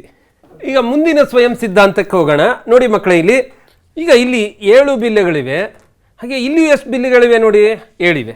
ಹಾಗಾದರೆ ಈ ಬಿಲ್ಲೆಗಳ ಸಂಖ್ಯೆ ಪರಸ್ಪರ ಸಮ ಇದೆ ಅಲ್ವಾ? ಈಗ ನಾನು ಎಡಭಾಗದಲ್ಲಿರ್ತಕ್ಕಂಥ 2 ಬಿಲ್ಲೆಗಳನ್ನು ನಾನು ಈ ಗುಂಪಿನಿಂದ ತೆಗಿತಾ ಇದ್ದೀನಿ. ಹಾಗೇನೆ ಬಲಗಡೆಯಿಂದನೂ ಎಷ್ಟು ಬಿಲ್ಲೆಗಳನ್ನು ತೆಗೆಯೋಣ ನೋಡಿ? 2 ತೆಗೆದ್ರೆ, ಹಾಗಾದರೆ ತೆಗೆದಿರ್ತಕ್ಕಂತಹ ಬಿಲ್ಲೆಗಳ ಸಂಖ್ಯೆ ಏನಿದೆ? ಅದು ಸಹ ಸಮ ಇದೆ. ಇಲ್ಲೂ 2 ಬಿಲ್ಲೆಗಳನ್ನು ತೆಗೆದೆ, ಉಳಿದಿರುವ ಬಿಲ್ಲೆಗಳು ಹೇಗಿವೆ ಎಂಬುದಕ್ಕೆ ಅನ್ವಯಿಸುವಂತೆ ನಾವು ಹಿಂದಿನ ತರಗತಿಯಲ್ಲಿ ಒಂದು ಸ್ವಯಂ ಸಿದ್ಧವನ್ನು ಕಲ್ತಿದ್ದೀವಿ. ಜ್ಞಾಪಿಸ್ಕೊಳ್ಳಿ, ಏನಿದೆ ನೋಡೋಣ. ನೋಡಿ ಅದನ್ನ. ಸ್ವಯಂ ಸಿದ್ಧ 3 ನೋಡಿ ಇದನ್ನೇ ಹೇಳ್ತಾ ಇದ್ದಾರೆ. ಹೀಗೆ ನಾವು ಚಟುವಟಿಕೆ ಮಾಡಿದ್ದೀವಿ, ಸಮನಾಗಿರ್ತಕ್ಕಂತಹ ಅಂಶಗಳಿಂದ ಸಮನಾಗಿರುವ ಅಂಶಗಳನ್ನು ನಾವೇನಾದರೂ ಕಳೆದುಬಿಟ್ರೆ ಆ ಉಳಿದಂಥ ಭಾಗಗಳೇನಿರ್ತವೆ ಅವುಗಳು ಕೂಡ ಪರಸ್ಪರ ಸಮ ಆಗಿರಲೇಬೇಕು, ಸಮ ಆಗಿದ್ದೇ ಇರುತ್ತೆ ಅನ್ನೋದನ್ನೇ ನೋಡಿ ಇದೇ ಸ್ವಯಂ ಸಿದ್ಧ 3. ಈಗ ಮುಂದಿನ ಸ್ವಯಂ ಸಿದ್ಧ 4. ಒಂದರಲ್ಲೊಂದು ಐಕ್ಯವಾಗ್ತಕ್ಕಂಥ ಯಾವುದೇ 2 ಅಂಶಗಳನ್ನು ನಾವು ತೆಗೆದುಕೊಂಡ್ರೆ ಅವೆರಡು ಹೇಗಿರುತ್ತಪ್ಪ ಅಂದರೆ ಪರಸ್ಪರ ಸಮ ಆಗಿರಲೇಬೇಕಲ್ವ ಸರ್ ಅವೆರಡೂ. ಅದನ್ನು ಹೀಗೆ ನೋಡ್ಬೋದಾ? ನೋಡಿ, ಇಲ್ಲಿ 2 ತ್ರಿಭುಜಗಳನ್ನು ನಾವು ನೋಡ್ತಾ ಇದ್ದೀವಿ. ಈ 2 ತ್ರಿಭುಜಗಳು ನಿಜವಾಗಲೂ ಒಂದಕ್ಕೊಂದು ಸಮವಾಗಿದೆಯೇ ಇಲ್ಲೇ ಅನ್ನೋದಕ್ಕೆ ನಾವು ಇಷ್ಟೇ ಮಾಡಬೇಕಾಗಿರೋದು.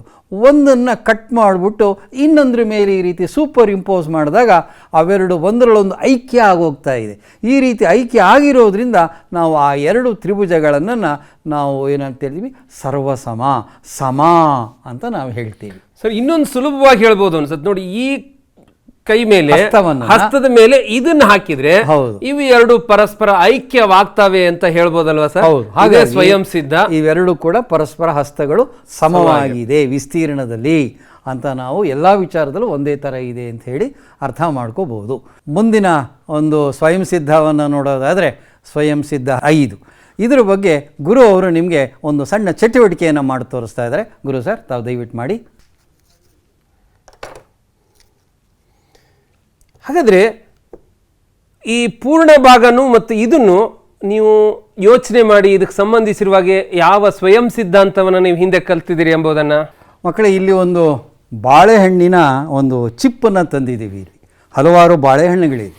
ಈಗ ಇದರಲ್ಲಿ ಒಂದು ಬಾಳೆಹಣ್ಣನ್ನು ನಾನು ತೆಗೆದುಬಿಡೋಣ ಅಂತ ಇಟ್ಕೊಳ್ಳಿ. ಒಂದು ಬಾಳೆಹಣ್ಣನ್ನು ಬೇರ್ಪಡಿಸಿದ್ದೀನಿ ನಾನು. ಇದೆರಡನ್ನು ಹೀಗೆ ಇಟ್ಕೊಳ್ಳೋಣ ಇವಾಗ. ಹೌದಾ? ಈ ಚಟುವಟಿಕೆಯನ್ನು ನೋಡಿ. ಹಾಗೆಯೇ ಭಾರತ ದೇಶದ ನಕ್ಷೆಯನ್ನು ಗಮನಿಸಿ. ಅದರಲ್ಲಿ ನಮ್ಮ ಕರ್ನಾಟಕ ರಾಜ್ಯದ ಒಂದು ನಕ್ಷೆಯನ್ನು ಬೇರ್ಪಡಿಸಿದ್ದೀವಿ. ಇವು 2 ಹೋಲಿಕೆ ಮಾಡಿ. ಮಕ್ಕಳೇ, ಈಗ ಒಟ್ಟಾರೆ ನಾವು 3 ಚಟುವಟಿಕೆ ಮಾಡಿದ್ವಲ್ಲ, ಇದರಿಂದ ಯಾವ ಒಂದು ಸ್ವಯಂ ಸಿದ್ಧ ನಿಮಗೆ 9ನೇ ಕ್ಲಾಸಿಂದ ಜ್ಞಾಪಿಸ್ಕೊಳ್ಳೋಕ್ಕಾಗ್ತಾ ಇದೆ ನೋಡಿ. ಪೂರ್ಣವು ಯಾವಾಗಲೂ ಕೂಡ ಅದರ ಒಂದು ಭಾಗಕ್ಕಿಂತ ಯಾವಾಗಲೂ ಜಾಸ್ತಿ ಆಗಿರುತ್ತೆ ಹೊರತು ಕಡಿಮೆ ಆಗಿರೋದೇ ಇಲ್ಲ. ಪೂರ್ಣ ಜಾಸ್ತಿ ಇರುತ್ತೆ, ಪೂರ್ಣದ ಒಂದು ಭಾಗವು ಅದಕ್ಕಿಂತ ಕಮ್ಮಿ ಇರುತ್ತೆ ಅಂಥೇಳಿ ನಾವು ಸ್ವಯಂ ಸಿದ್ಧ ಇದನ್ನು ಅರ್ಥ ಮಾಡ್ಕೋಬೋದು. ಈಗ ಮುಂದಿನ ಸ್ವಯಂ ಸಿದ್ಧಾಂತನ ಈ ಚಟುವಟಿಕೆಯನ್ನು ನೋಡಿ ನೀವೇ ಹೇಳಬೇಕು, ಹಾಗೆ ಅದನ್ನು ಬರಿಬೇಕು. ನೋಡೋಣ, ಈ ಚಟುವಟಿಕೆನ ನೀವು ಗಮನ ಇಟ್ಟು ನೋಡಿ. ಇಲ್ಲಿ 2 ಗಾಜಿನ ಲೋಟಗಳಿವೆ. ನಾನು ಈ ಏನು ಗ್ಲಾಸ್ ಇದೆಲ್ಲ ಇದರಲ್ಲಿ ನೀರಿದೆ, ಈ ಲೋಟಗೆ ಹಾಕಿದ್ದೀನಿ ನಾನು. ಸೊ ಇಷ್ಟೇ ಪ್ರಮಾಣದ ಇನ್ನೊಂದು ಗ್ಲಾಸಲ್ಲಿರ್ತಕ್ಕಂಥ ನೀರನ್ನು ಈ ಗಾಜಿನ ಲೋಟಗೆ ಹಾಕಿದ್ವಿ. ನೋಡಿ, ಈ 2 ಅಳತೆಗಳು ಸರಿವೆ ಅಲ್ವಾ? ಈಗೇನು ಮಾಡೋಣ ಅಂದರೆ, ಮತ್ತೆ ನಾವು ಈಗ ಹಾಕಿರೋ ನೀರಿದೆಲ್ಲ ಅದನ್ನು ಡಬಲ್ ಮಾಡೋಣ. ನೋಡಿ, ನಾನು ಹಾಕ್ತಾ ಹೋಗ್ತಾ ಇದ್ದೀನಿ, 2 ಒಟ್ಟಿಗೆ ಹಾಕ್ತಾ ಇದ್ದೀನಿ. ಗಮನಿಸಿ. ಹಾಗೆ ಸ್ವಯಂ ಸಿದ್ಧವನ್ನು ನೆನಪು ಮಾಡ್ಕೊಳ್ಳಿ, ನೀವು ಹಿಂದಿನ ತರಗತಿಯಲ್ಲಿ ಕಲ್ತಿರೋದನ್ನು. ಗುರು ಅವರು ಮಾಡ್ತಂಥ ಈಗ ತಾನೇ ನೋಡಿದ್ರಲ್ಲ ಆ್ಯಕ್ಟಿವಿಟಿನ, ಒಂದೇ ಅಂಶಗಳ ಆ ದುಪ್ಪಟ್ಟು ಇದೆಯಲ್ಲ ತೆಗೆದುಕೊಂಡ್ರೆ ಅವುಗಳು ಕೂಡ ಪರಸ್ಪರ ಒಂದಕ್ಕೊಂದು ಸಮ ಆಗಿರಲೇಬೇಕು ಅಂತ ಹೇಳಿ ನಾವು ಹೇಳ್ಬೋದಲ್ವ ಇದನ್ನು? ಹೌದು. ಹಾಗಾಗಿ ನಾವೀಗ ಇನ್ನೊಂದೇ ಒಂದು ಸ್ವಯಂ ಸಿದ್ಧ ಇದೆ, ಆ 7ನೇ ಸ್ವಯಂ ಸಿದ್ಧ, ಅದನ್ನು ನೋಡೋಣ. ಮಕ್ಕಳೇ, 2 ಸಮ ಪ್ರಮಾಣದ ಬಾಳೆಹಣ್ಣುಗಳನ್ನು ತೆಗೆದುಕೊಂಡಿದ್ದೀವಿ. ಈಗ ನಾವೇನು ಮಾಡೋಣ ಅಂದರೆ, ಇದನ್ನು ನಾವು ಸರಿಯಾಗಿ ಮಧ್ಯಭಾಗದಲ್ಲಿ ಕತ್ತರಿಸಿದ್ವಿ. ಕತ್ತರಿಸಿದಾಗ ನೋಡಿ ನಮಗೆ ಈ ರೀತಿಯ ಭಾಗಗಳು ದೊರೆತು. ನೋಡಿ, ಈ 2 ಭಾಗಗಳನ್ನು ಹೋಲಿಕೆ ಮಾಡಿ. ಈ 2 ಭಾಗಗಳು ಸಮ ಕಾಣಿಸ್ತವೆ, ಹಾಗೇನೆ ಈ 2 ಭಾಗಗಳು ಸಮ ಕಾಣಿಸ್ತವೆ ಅಲ್ವಾ? ಹಾಗಾದರೆ ಇದಕ್ಕೆ ಸಂಬಂಧಿಸಿರ್ತಕ್ಕಂಥ ಒಂದು ಸ್ವಯಂ ಸಿದ್ಧವನ್ನು ನೀವು ಹಿಂದಿನ ತರಗತಿಯಲ್ಲಿ ಕಲ್ತಿದ್ದೀರಲ್ವಾ? ಅದು ಏನು ಅಂತ ನೆನಪು ಮಾಡ್ಕೊಳ್ಳಿ. ಒಂದೇ ಅಂಶಗಳ ಅರ್ಧದಷ್ಟು ಪರಸ್ಪರ ಯಾವಾಗಲೂ ಒಂದಕ್ಕೊಂದು ಸಮ ಆಗಿರುತ್ತೆ ಅಂತ ಹೇಳ್ಬೋದು. ಒಟ್ಟಾರೆ ಇವತ್ತು ನಾವು ಈ ಒಂದು ತರಗತಿಯಲ್ಲಿ 7 ಸ್ವಯಂ ಸಿದ್ಧಗಳನ್ನು ನಾವು ಚರ್ಚೆ ಮಾಡಿದ್ದೀವಿ. ಈ ರೀತಿ ಒಂದು ಪಟ್ಟಿ ಮಾಡಿಕೊಳ್ಳೋದು ಬಹಳ ಒಳ್ಳೆಯದು. ಮಕ್ಕಳೇ, ಇವತ್ತು ಏನು ನಾವು ಈ ಎಲ್ಲ ವಿಷಯಗಳನ್ನು ಸ್ಮರಿಸಿದೀವಲ್ವಾ, ನೀವೇನು ಮಾಡಬೇಕಂದ್ರೆ 8, 9ನೇ ತರಗತಿಯಲ್ಲಿ ಬರ್ತಕ್ಕಂತಹ ವ್ಯಾಖ್ಯಾನಗಳಿರ್ಬೋದು, ಹಾಗೆಯೇ ಸ್ವಯಂ ಸಿದ್ಧಗಳಿರ್ಬೋದು, ಹಾಗೆ ಅದಕ್ಕೆ ಸಂಬಂಧಿಸಿರ್ತಕ್ಕಂತಹ ಕೆಲವು ತಾರ್ಕಿಕ ಪ್ರಮೇಯಗಳನ್ನು ಸಾಧಿಸಿದಲ್ವಾ, ಅವೆಲ್ಲವನ್ನು ಪಟ್ಟಿ ಮಾಡ್ಕೊಳ್ಳಿ. ಪಟ್ಟಿ ಮಾಡಿಕೊಂಡು ನೀವು ಈ ಅಂಶಗಳನ್ನು ಸ್ಮರಣೆ ಮಾಡ್ತಾ ಮುಂದಿನ ತರಗತಿಗೆ ಹೋಗ್ಬೇಕಾದ್ರೆ ನಿಮ್ಗೆ ಅನುಕೂಲ ಆಗತ್ತೆ. ಈ ರೀತಿಯಾಗಿ ನಾವು ಆ ತಯಾರಿಯನ್ನು ಮಾಡ್ಕೋಬೋದು 10ನೇ ತರಗತಿಗೆ ಹೋಗಲಿಕ್ಕೆ. ಇದು ಬಹಳ ಮುಖ್ಯ ಆಗುತ್ತೆ ಮಕ್ಕಳೇ. ನಮಸ್ತೆ.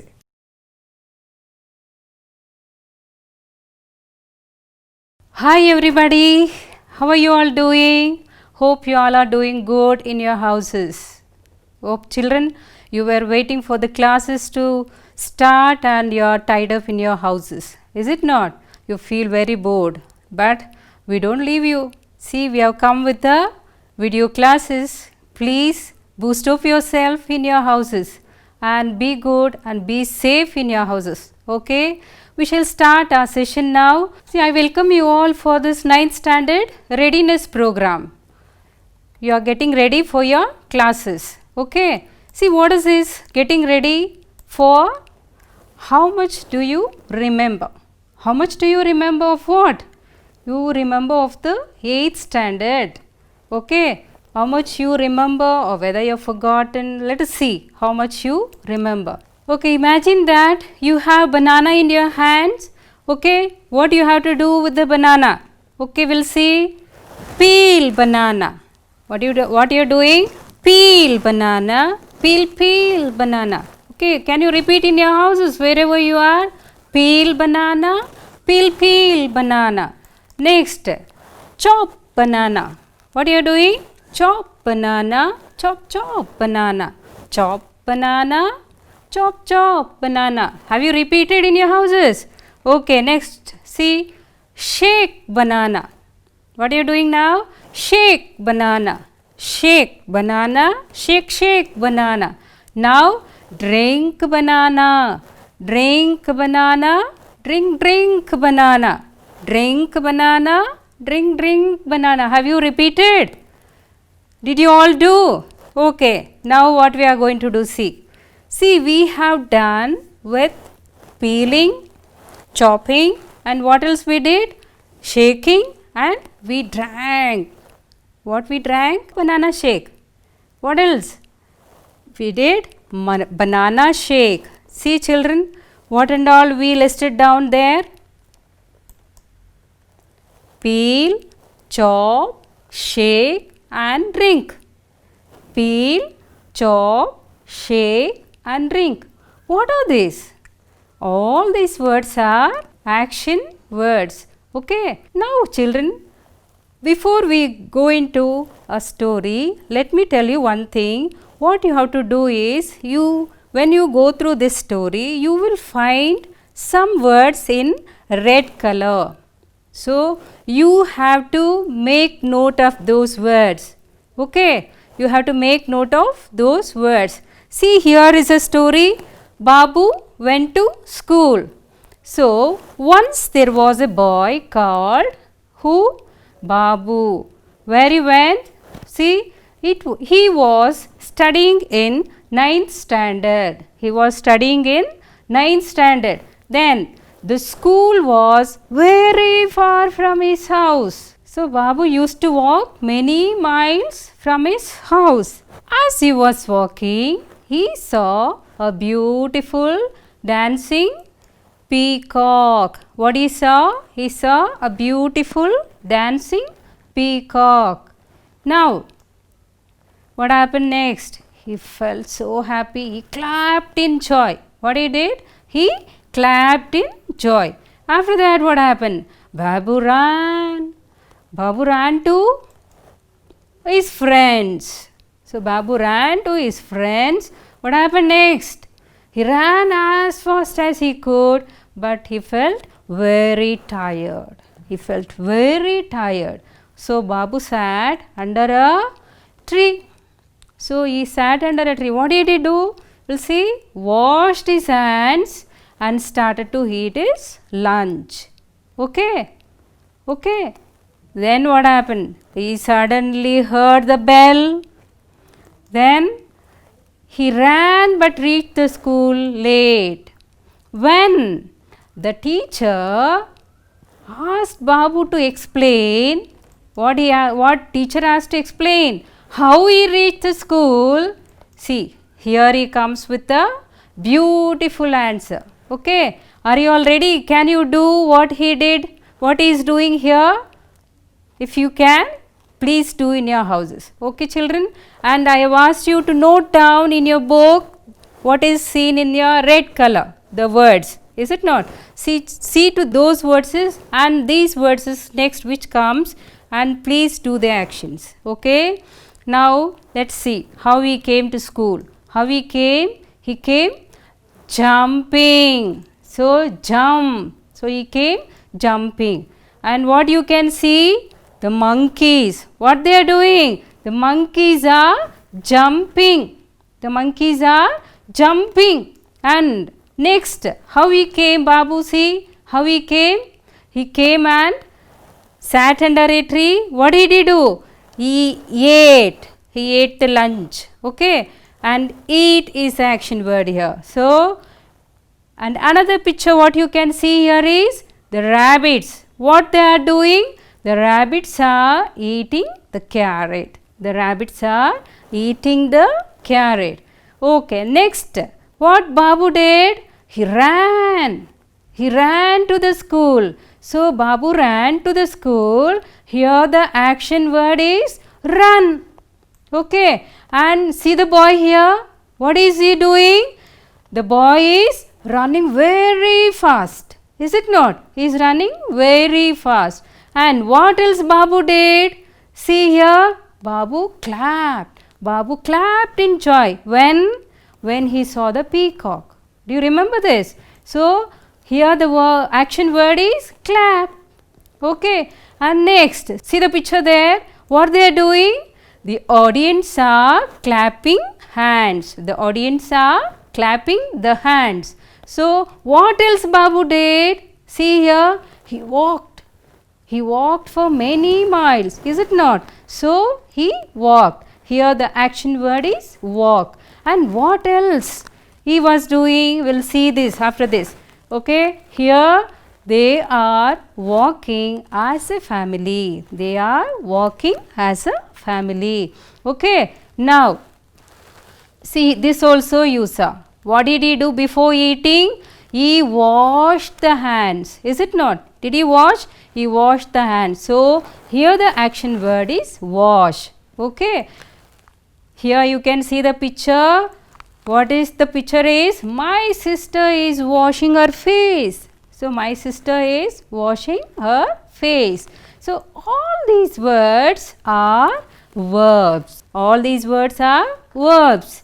Verbs are nothing but, see, describe actions and the moments. Okay, which describe the actions and the moments. And these verbs can be used in present and in past and in future. So, verbs can be used in present, past and in future. Okay, did you all understand? Okay, we'll see how much did you understand. Okay, come now. We'll see how much did you understand. I am dash hot water daily. Okay, next, Lata is dash a tree. Divya is dash in the kitchen. Are you writing down? Please make a note of that so that you can work out or you can write your answers. Suma dash the car.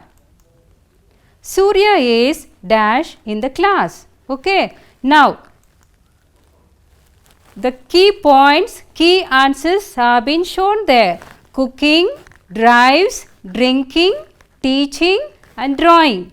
Okay children, please think the correct answer for those blanks.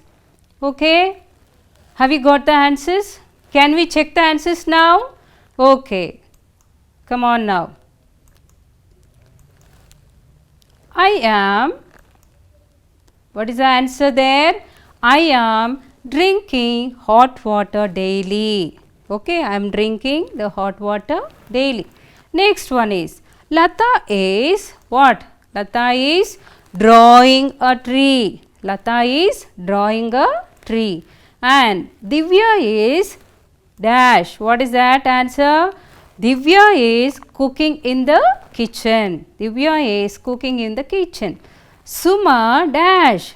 The answer is drives. Suma drives the car.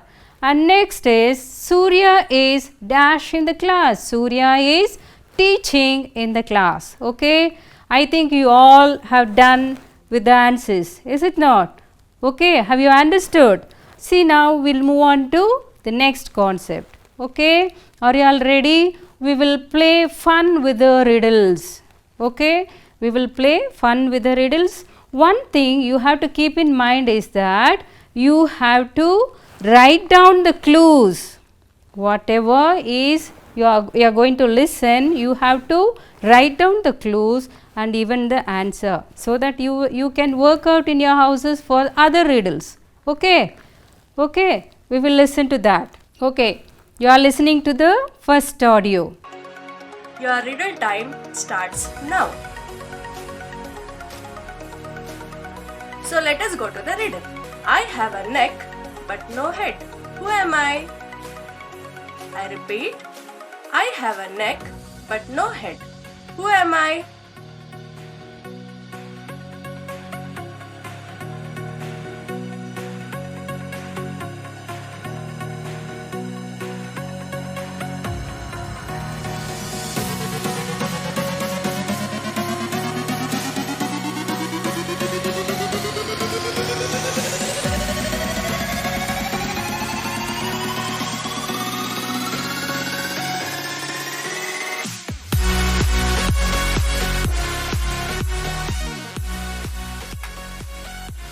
The answer is bottle.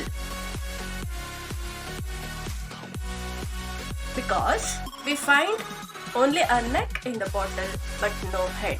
Okay, you are listening to the second audio.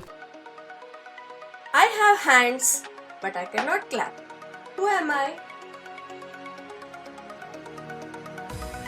I repeat. I have hands but I cannot clap. Who am I? Your time starts now.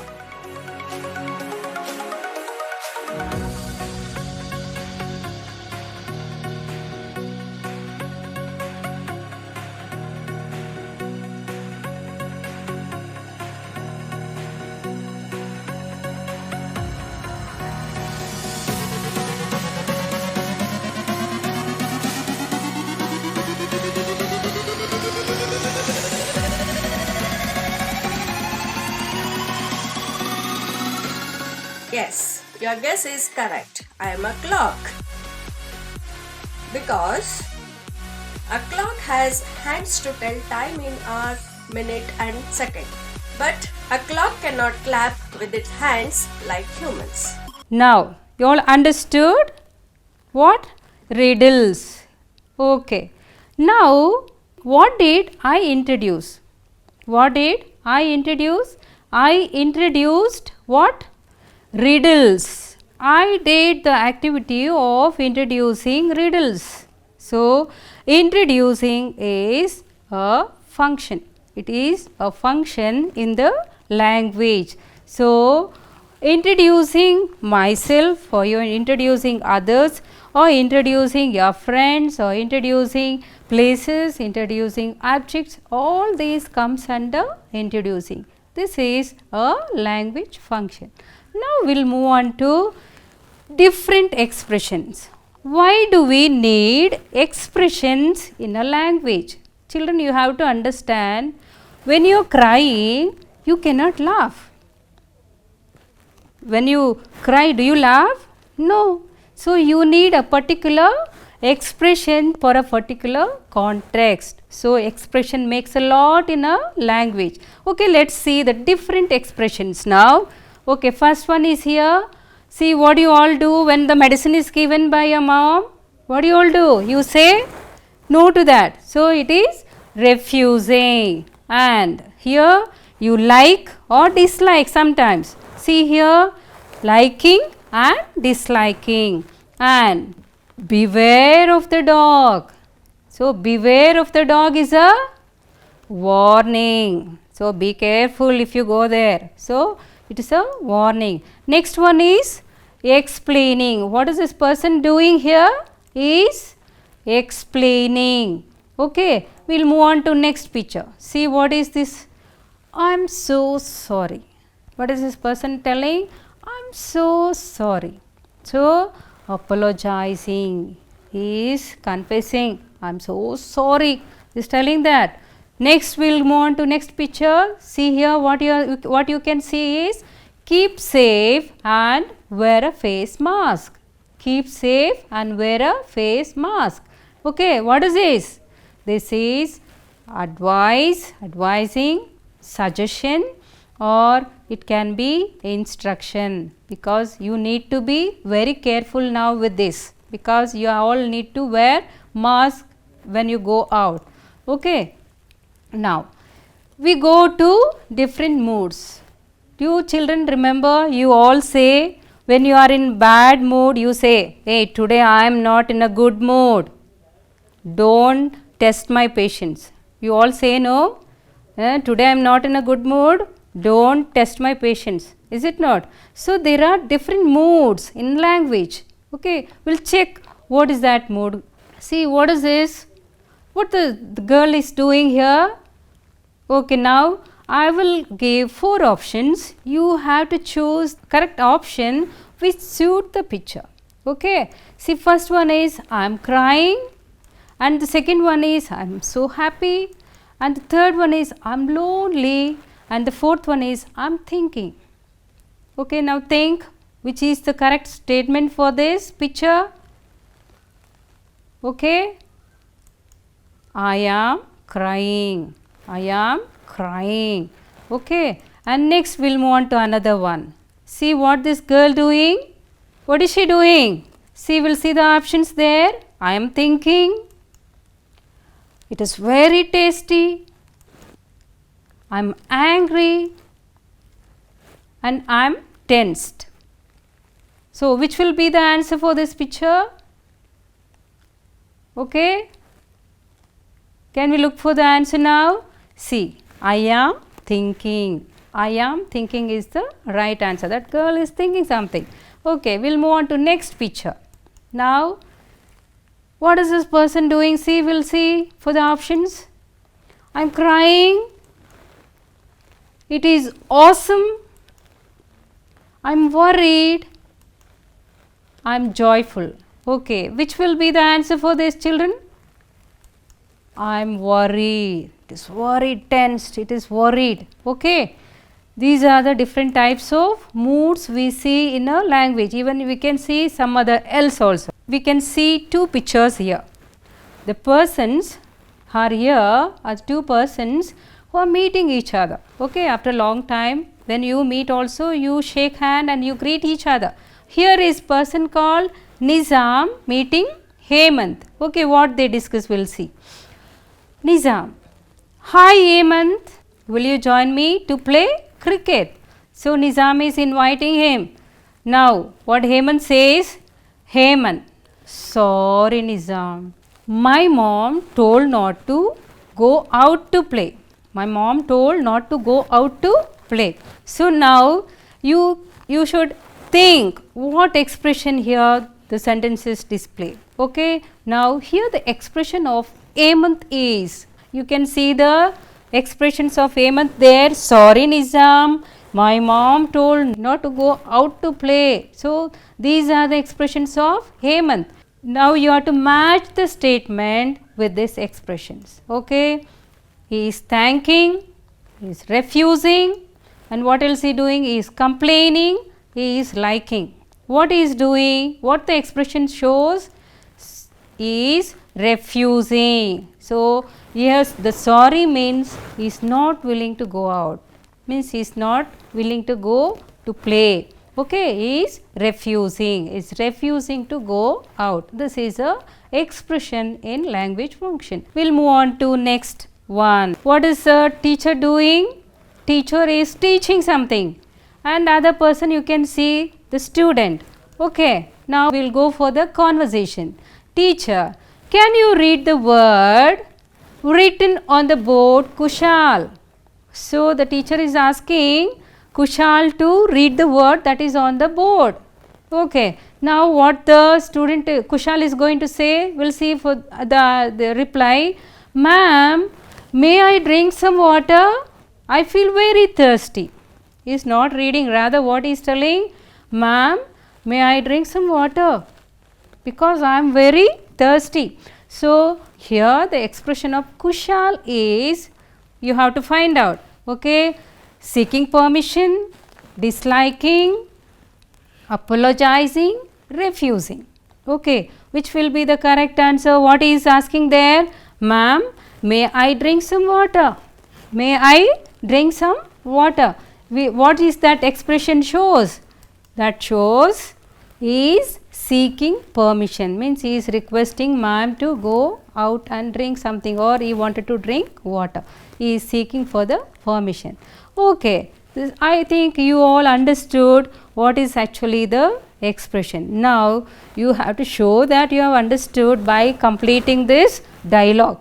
Okay, now you see the picture here, the persons are standing. You will get the dialogues here. You have to complete the remaining one. Hello, I am Lokesh. Hello, I am Lokesh.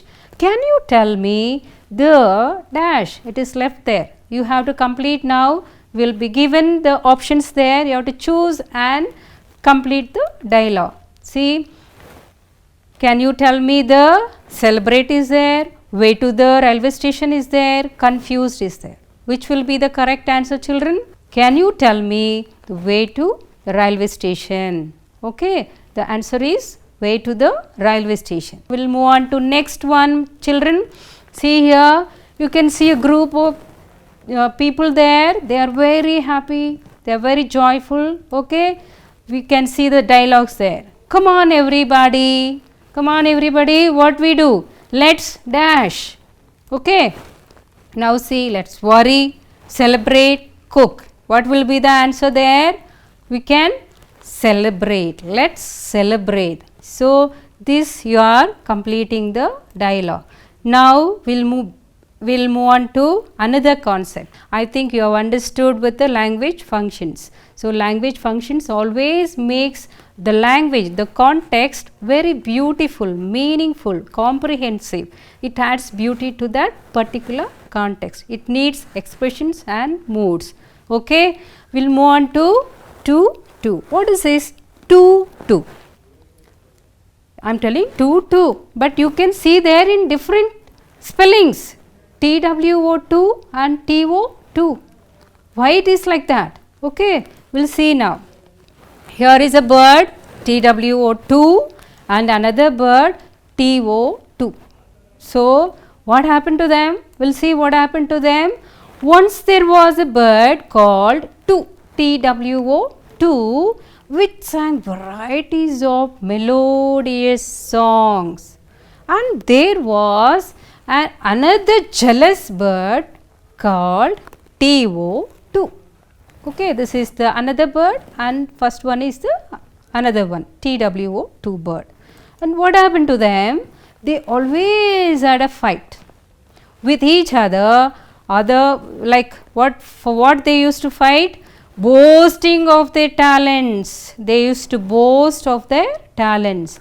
And finally they agreed for the singing competition of their melodious sounds. Okay, here the list of sounds birds made. Now you have to observe it carefully and you have to find out the difference. Okay children, now we'll come to the sounds. What is this picture? See, what is this picture? Can you tell the word picture here?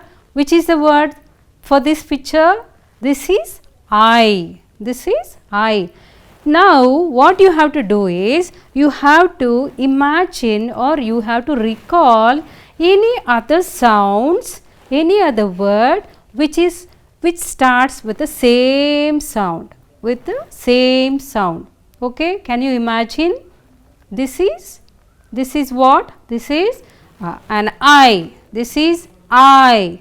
Now you have to recall the word which starts with the same sound but different in meaning and different in spelling. Okay? Did you get any other word? Did you get the word? No. Yes. Okay, we shall see the word. Which is the word? I. Okay. Did you find the word? I. You use for both I and I. Okay, next we'll move on to another picture. What does this picture shows? No. No, this picture shows no. And now, can you recall any other words which sounds the same? No. Can you recall? Okay, we'll see the word now. K-N-O-W, no. You pronounce it the same. It sounds the same. N-O, no. And K-N-O-W, no. Sounds the same. Next one, we'll move on to next one. Can you see the word here? See the picture here. What is that picture shows? Flower. Flower. Okay. Now you have to think and answer which will be the word for this picture. Okay. What is this picture now? Can you recall your mind the word which you use for this? Okay. This is also flower with F-L-O-U-R. Okay. That is F-L-O-W-E-R, flower, and this one is F-L-O-U-R, flower, because this both the words sounds the same but different in meaning and different in what else? Spelling. Okay. Now we'll move on to another concepts of this homophones. Why we called it both sounds the same, both sounds the same. See, we call them as homophones. Same sound, same sound. Why? Where it is making the difference? See, when you gone through I, what was the difference did you find? You found that the pronunciation which you did was the same, but the words which you used for that was different. E-Y-E, I and I. Okay, now you can see the difference. This is the sun picture. Okay, and this is my son. Okay, this is sun and sun. You find the difference with the picture? Sun and sun. And now you can see the sentence. My dash rises very early. You have to find the correct answer for this sentence. Which sun? This sun or this sun? We'll see for another sentence there. Again another sun is here. See there. Now other sentence. See, the dash rises in the east. You will get the correct answer when you understand with the spelling. Okay. We call them in a same sound. Sun, sun. But what is the spelling? What is the spelling for this both? Which will be the correct answer? See, we will check for the first answer now. The answer is sun. So, my son. So, the spelling now stands is the important role. Now, see, my son, S-O-N, son. My son. If you make a mistake here with S-U-N, the sentence will be wrong. So, you have to be aware of which son. Now, we will go for second sentence. So, this son is the answer. We will check the spelling now. See what is the spelling? S-U-N, sun. Okay, these words sounds the same but different in meaning and in spelling. Next, we will move on to choose the correct answer. There was dash near the market. You have two options there, sale and sale, but the spelling is different. You can see the spelling there. Okay, sale and sale. And next another one, do you dash on the water? Again you can find the same word, sail and sail. And now you can see I went to dash for the fishing, sea. And I wanted to dash you successful, see. Your problem starts with the spelling. So you have to understand and you should know the correct spelling, otherwise you will make a mistake. Okay. Now we will check for the answer. Did you take down? Okay, did you understand which one you are going to place in the blanks? Okay, now the first answer is there was a sale. S-A-L-E, sale. There was a sale near the market. And next one, do you S-A-I-L, do you sail on the water? Next one, I went to sea, S-E-A, for fishing. And last one is I wanted to see, S-E-E, see you successful. Okay children, now here I come to the end of this session. You have to write down, Surya is going to dash his exams. So you have to choose a correct answer. Right is there. Kala dash the songs melodiously, and here is the dialogue piece. And we'll move on to next fourth question. Suman is dash the cricket in the ground.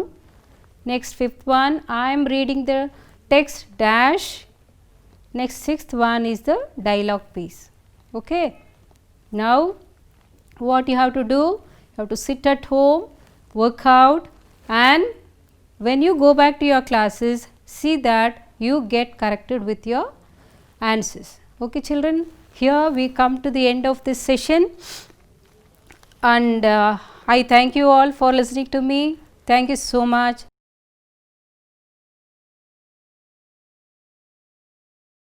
ಎಲ್ಲರಿಗೂ ನಮಸ್ಕಾರ. ನಮಸ್ಕಾರ.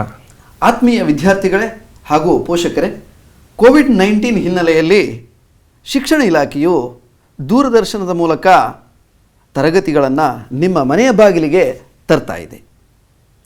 ಹಾಗಾಗಿ ವಿದ್ಯಾರ್ಥಿಗಳೇ, ನಾವು ಇಲ್ಲಿ ಮಾಡುವಂತಹ ಚಟುವಟಿಕೆಗಳನ್ನು ನೀವು ತಪ್ಪದೆ ವೀಕ್ಷಿಸಿ, ಅದೇ ರೀತಿಯಾದಂತಹ ಚಟುವಟಿಕೆಗಳನ್ನು ಸುಲಭವಾಗಿ ಮಾಡೋದು ಹೇಗೆ ಅನ್ನೋದಕ್ಕೆ ನಾವು ಸಾಕಷ್ಟು ಪ್ರಾತ್ಯಕ್ಷಿಕೆಗಳನ್ನು ನೀಡ್ತಾ ಇದ್ದೀವಿ.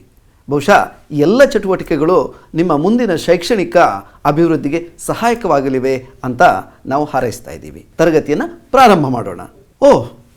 ಇಲ್ಲಿ ಯಾವುದೋ ಒಂದು ಪ್ರಾಣಿ ಅಣೆಕಟ್ಟನ್ನು ಹತ್ತಾ ಇರುವಂತೆ ಕಾಣಿಸ್ತಾ ಇದೆ. ಏನನ್ನು ತೋರಿಸ್ತಾ ಇದ್ದೀರಿ ಸರ್? ಆ ಒಂದು ಅಣೆಕಟ್ಟು ಸುಮಾರು 500 ಅಡಿಗಿಂತ ಜಾಸ್ತಿ ಎತ್ತರ ಇರತಕ್ಕಂತಹ ಅಣೆಕಟ್ಟು. ಆ ಗೋಡೆಯ ಮೇಲೆ ಐಬೆಕ್ಸ್ ಅಂತಕ್ಕಂತಹ ಒಂದು ಕುರಿ ಅದನ್ನು ಹತ್ತಿ ಇಳಿತಾ ಇರತಕ್ಕಂಥದ್ದನ್ನ ನೀವು ನೋಡ್ತಾ ಇದ್ದೀರಾ. ಇಳಿಜಾರನ್ನು ಇಳಿತಾ ಇರುವಂತಹ ದೃಶ್ಯ ಅಲ್ಲಿ ಕಾಣಿಸ್ತಾ ಇದೆ. ಹೇಗೆ ಇಳಿಯುತ್ತೆ? ಹೇಗೆ ಅದು ಬ್ಯಾಲೆನ್ಸ್ ಮಾಡಬಹುದು ಅಷ್ಟೊಂದು ಎತ್ತರದಲ್ಲಿ? ಬೀಳದೇನೆ ಯಾವ ರೀತಿ ಅದು ಹೋಗಿ ಅಲ್ಲಿ ನಡೆದಾಡ್ತಾ ಇದೆ?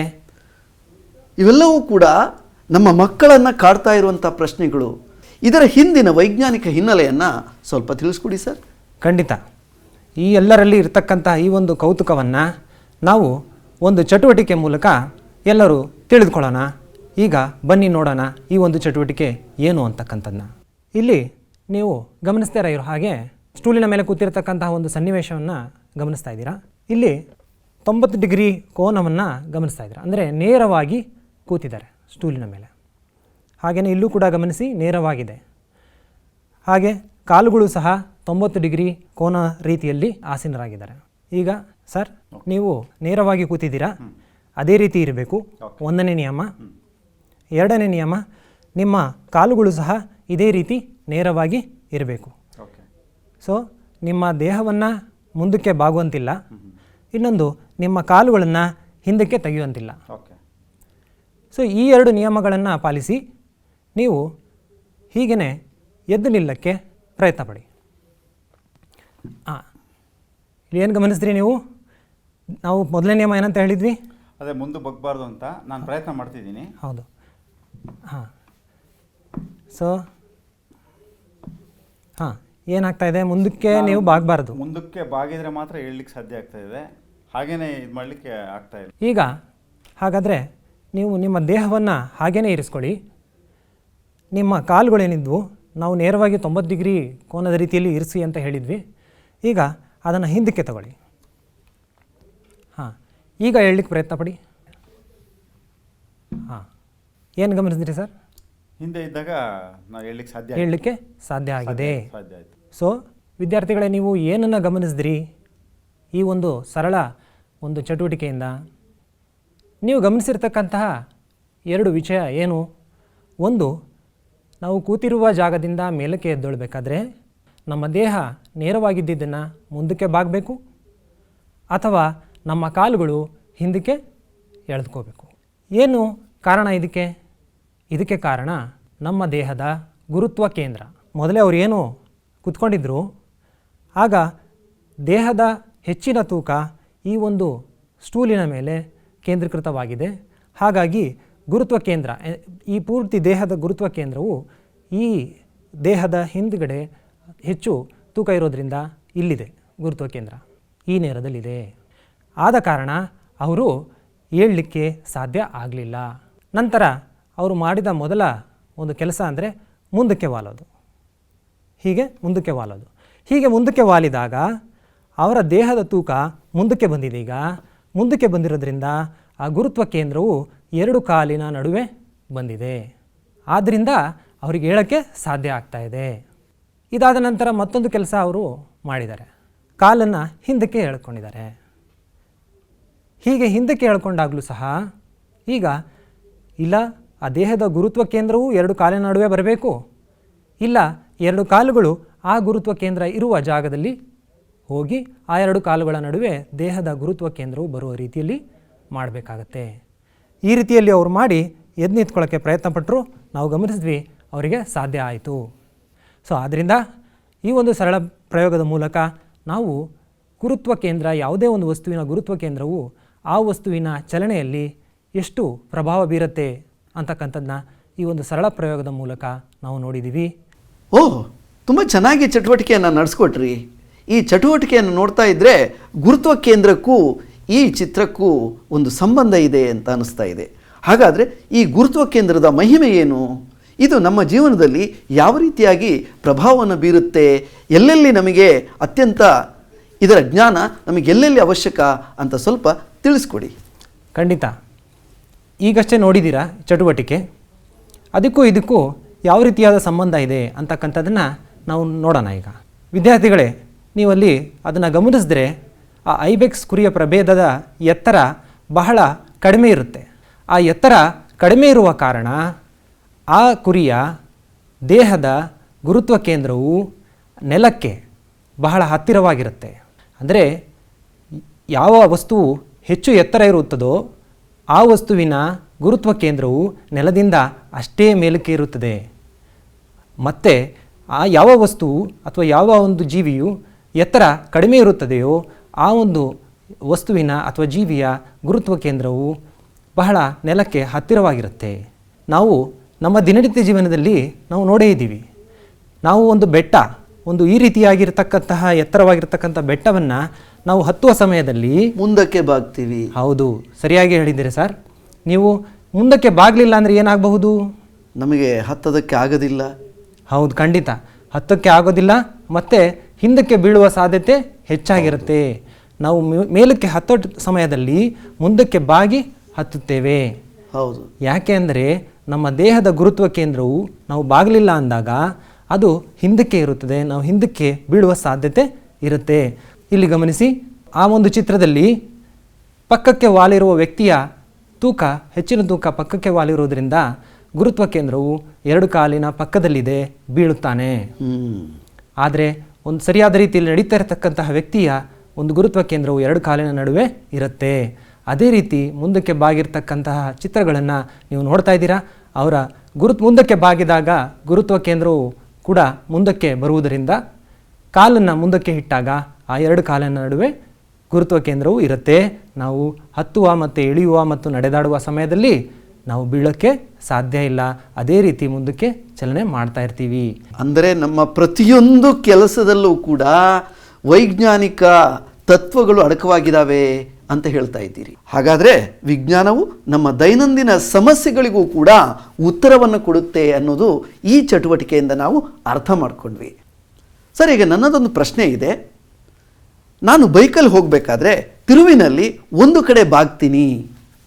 ಬಹುಶಃ ನಮ್ಮ ವಿದ್ಯಾರ್ಥಿಗಳೆಲ್ಲ ಸೈಕಲ್ ಆಡಬೇಕಾದ್ರೆ ಇದನ್ನು ಅನುಭವಿಸೇ ಇರ್ತಾರೆ. ವಿದ್ಯಾರ್ಥಿಗಳೇ, ಈ ಒಂದು ಪ್ರಶ್ನೆಗೆ ನಾವು ಉತ್ತರವನ್ನು ಒಂದು ಚಟುವಟಿಕೆ ಮೂಲಕ ಕಂಡುಹಿಡಿಯೋಣ. ಆ ಚಟುವಟಿಕೆಯನ್ನು ಮುಗಿಸಿ ಮತ್ತೆ ಇದಕ್ಕೆ ಪರಿಹಾರವನ್ನು ಕಂಡುಕೊಳ್ಳೋಣ. ನೀವು ಕೂಡ ಆ ಚಟುವಟಿಕೆಯಲ್ಲಿ ಇದಕ್ಕೆ ಪರಿಹಾರವನ್ನು ಹುಡುಕಿ ಯೋಚಿಸಿ. ಮಕ್ಕಳೇ, ಮತ್ತೊಂದು ವಿಜ್ಞಾನ ವಿನೋದಕ್ಕೆ ನಿಮಗೆ ಸ್ವಾಗತ. ಸಾಮಾನ್ಯವಾಗಿ ಹೆಚ್ಚಿನ ದ್ರವ್ಯರಾಶಿ ವಸ್ತುಗಳನ್ನು ಎತ್ತುವುದು ಕಷ್ಟಕರವಾದ ಕೆಲಸ. ಕಡಿಮೆ ದ್ರವ್ಯರಾಶಿ ಇರುವಂತಹ ವಸ್ತುಗಳನ್ನು ಸುಲಭವಾಗಿ ಎತ್ತಬಹುದು. ಇದು ನಮ್ಮ ಸಾಮಾನ್ಯ ಜ್ಞಾನಕ್ಕೆ ಗೊತ್ತು. ಬನ್ನಿ ಚಟುವಟಿಕೆ ಪ್ರಾರಂಭ ಮಾಡೋಣ. ವಿದ್ಯಾರ್ಥಿಗಳೇ, ಈ ಚಟುವಟಿಕೆಗೆ ನಾನು ಒಂದು ಕಡಿಮೆ ದ್ರವ್ಯರಾಶಿ ಇರುವಂತಹ ಕಬ್ಬಿಣದ ಗುಂಡನ್ನು ತೆಗೆದುಕೊಂಡಿದ್ದೇನೆ. ಅದಕ್ಕೆ ದಾರದಿಂದ ಕಟ್ಟಿದ್ದೇನೆ. ಆ ದಾರದ ಮತ್ತೊಂದು ಪೆನ್ನ ಹೊರಕವಚದ ಮುಖಾಂತರ ಹಾದು ಹೋಗಿದೆ.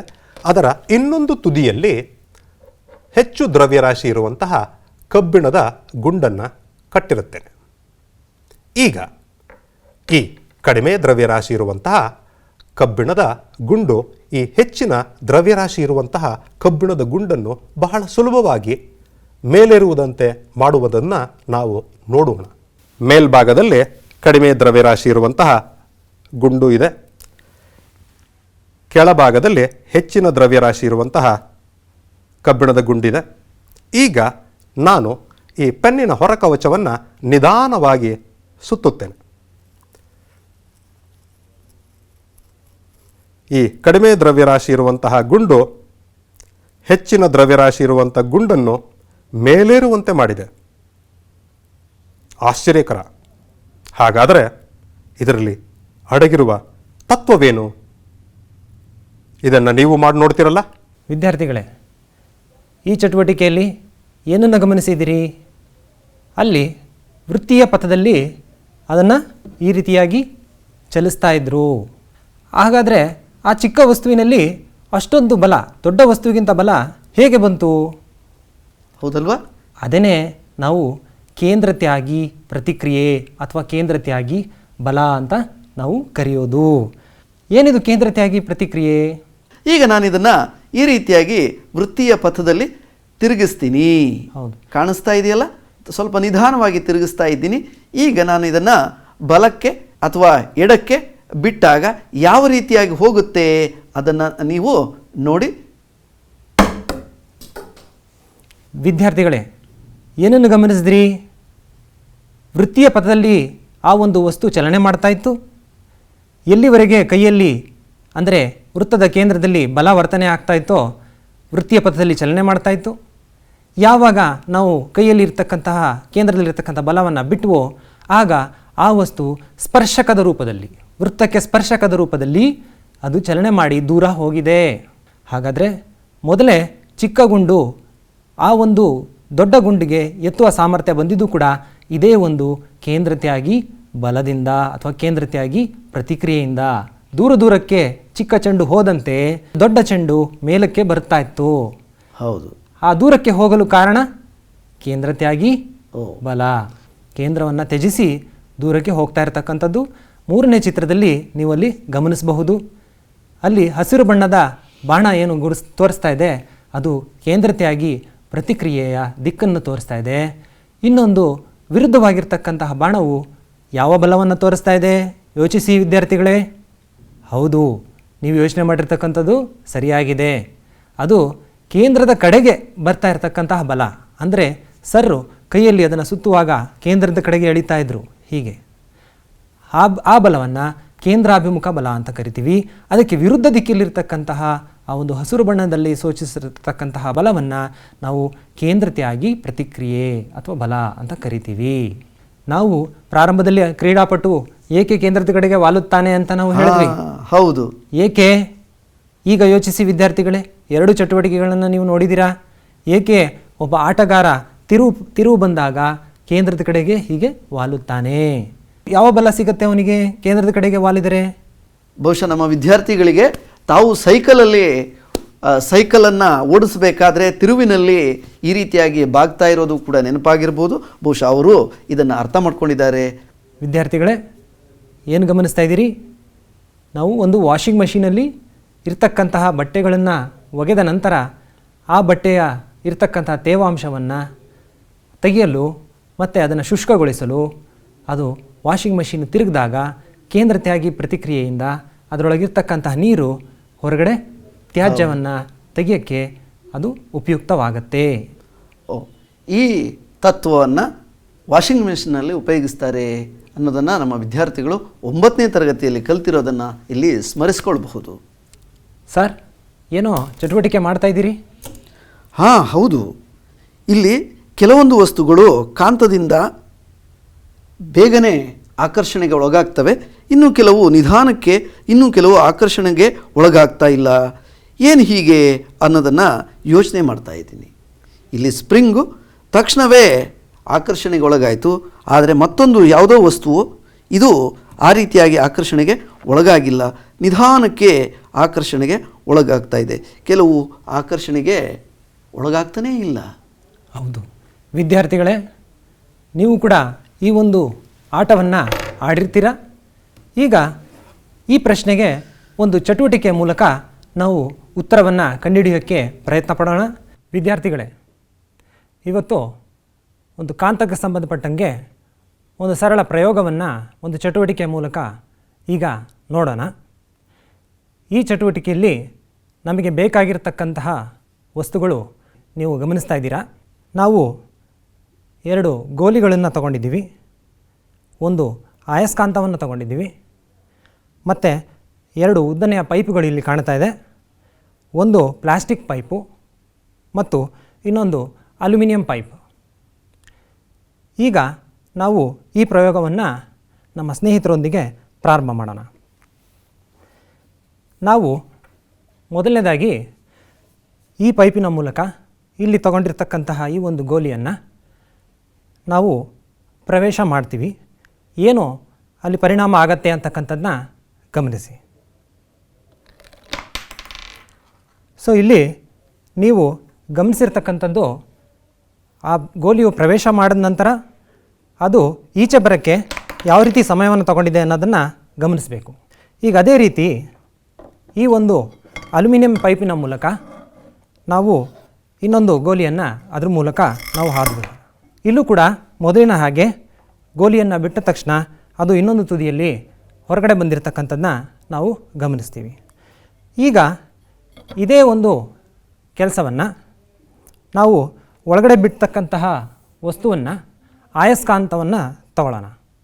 ಆಯಸ್ಕಾಂತವನ್ನು ಈಗ ನಾವು ಒಂದು ಪ್ಲಾಸ್ಟಿಕ್ ಪೈಪಿನ ಮೂಲಕ ಬಿಡ್ತಾ ಇದ್ದೀವಿ. ಈಗ ಗಮನಿಸಿ ಹೇಗೆ ಹೊರಗಡೆ ಬಂದಿದೆ, ಯಾವ ರೀತಿ ಬರ್ತಾ ಇದೆ ಅಂತಕ್ಕಂಥದ್ದನ್ನ ನೀವು ಗಮನಿಸಿದ್ದೀರಾ.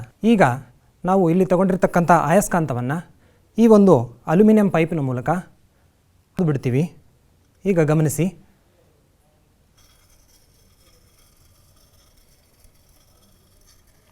ನೋಡಿ. ಸೊ ಈಗ ಆಯಸ್ಕಾಂತ ಇನ್ನೊಂದು ತುದಿಯಿಂದ ಬಂದಿರತಕ್ಕಂಥದ್ದನ್ನ ನಾವು ಗಮನಿಸ್ತಾ ಇದ್ದೀವಿ. ಮತ್ತೊಮ್ಮೆ ಇದನ್ನೇ ಪರೀಕ್ಷೆ ಮಾಡೋಣ.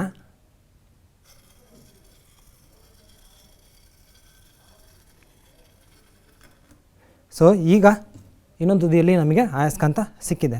ಆದರೆ ನಾವು ಮೊದಲೇ ಮಾಡಿರ್ತಕ್ಕಂಥ ಪ್ರಯೋಗಗಳಲ್ಲಿ ಆ ಒಂದು ಗೋಲಿಗಳನ್ನ ನಾವು ಬಿಟ್ಟಾಗ ನಾವು ಒಂದು ಗೋಲಿಗಳು ಯಾವುದೇ ಅಡೆತಡೆ ಇಲ್ಲದೆ ಹೊರಗಡೆ ಬಂದಿರತಕ್ಕಂಥದ್ದನ್ನ ನಾವು ಗಮನಿಸಿದ್ವಿ.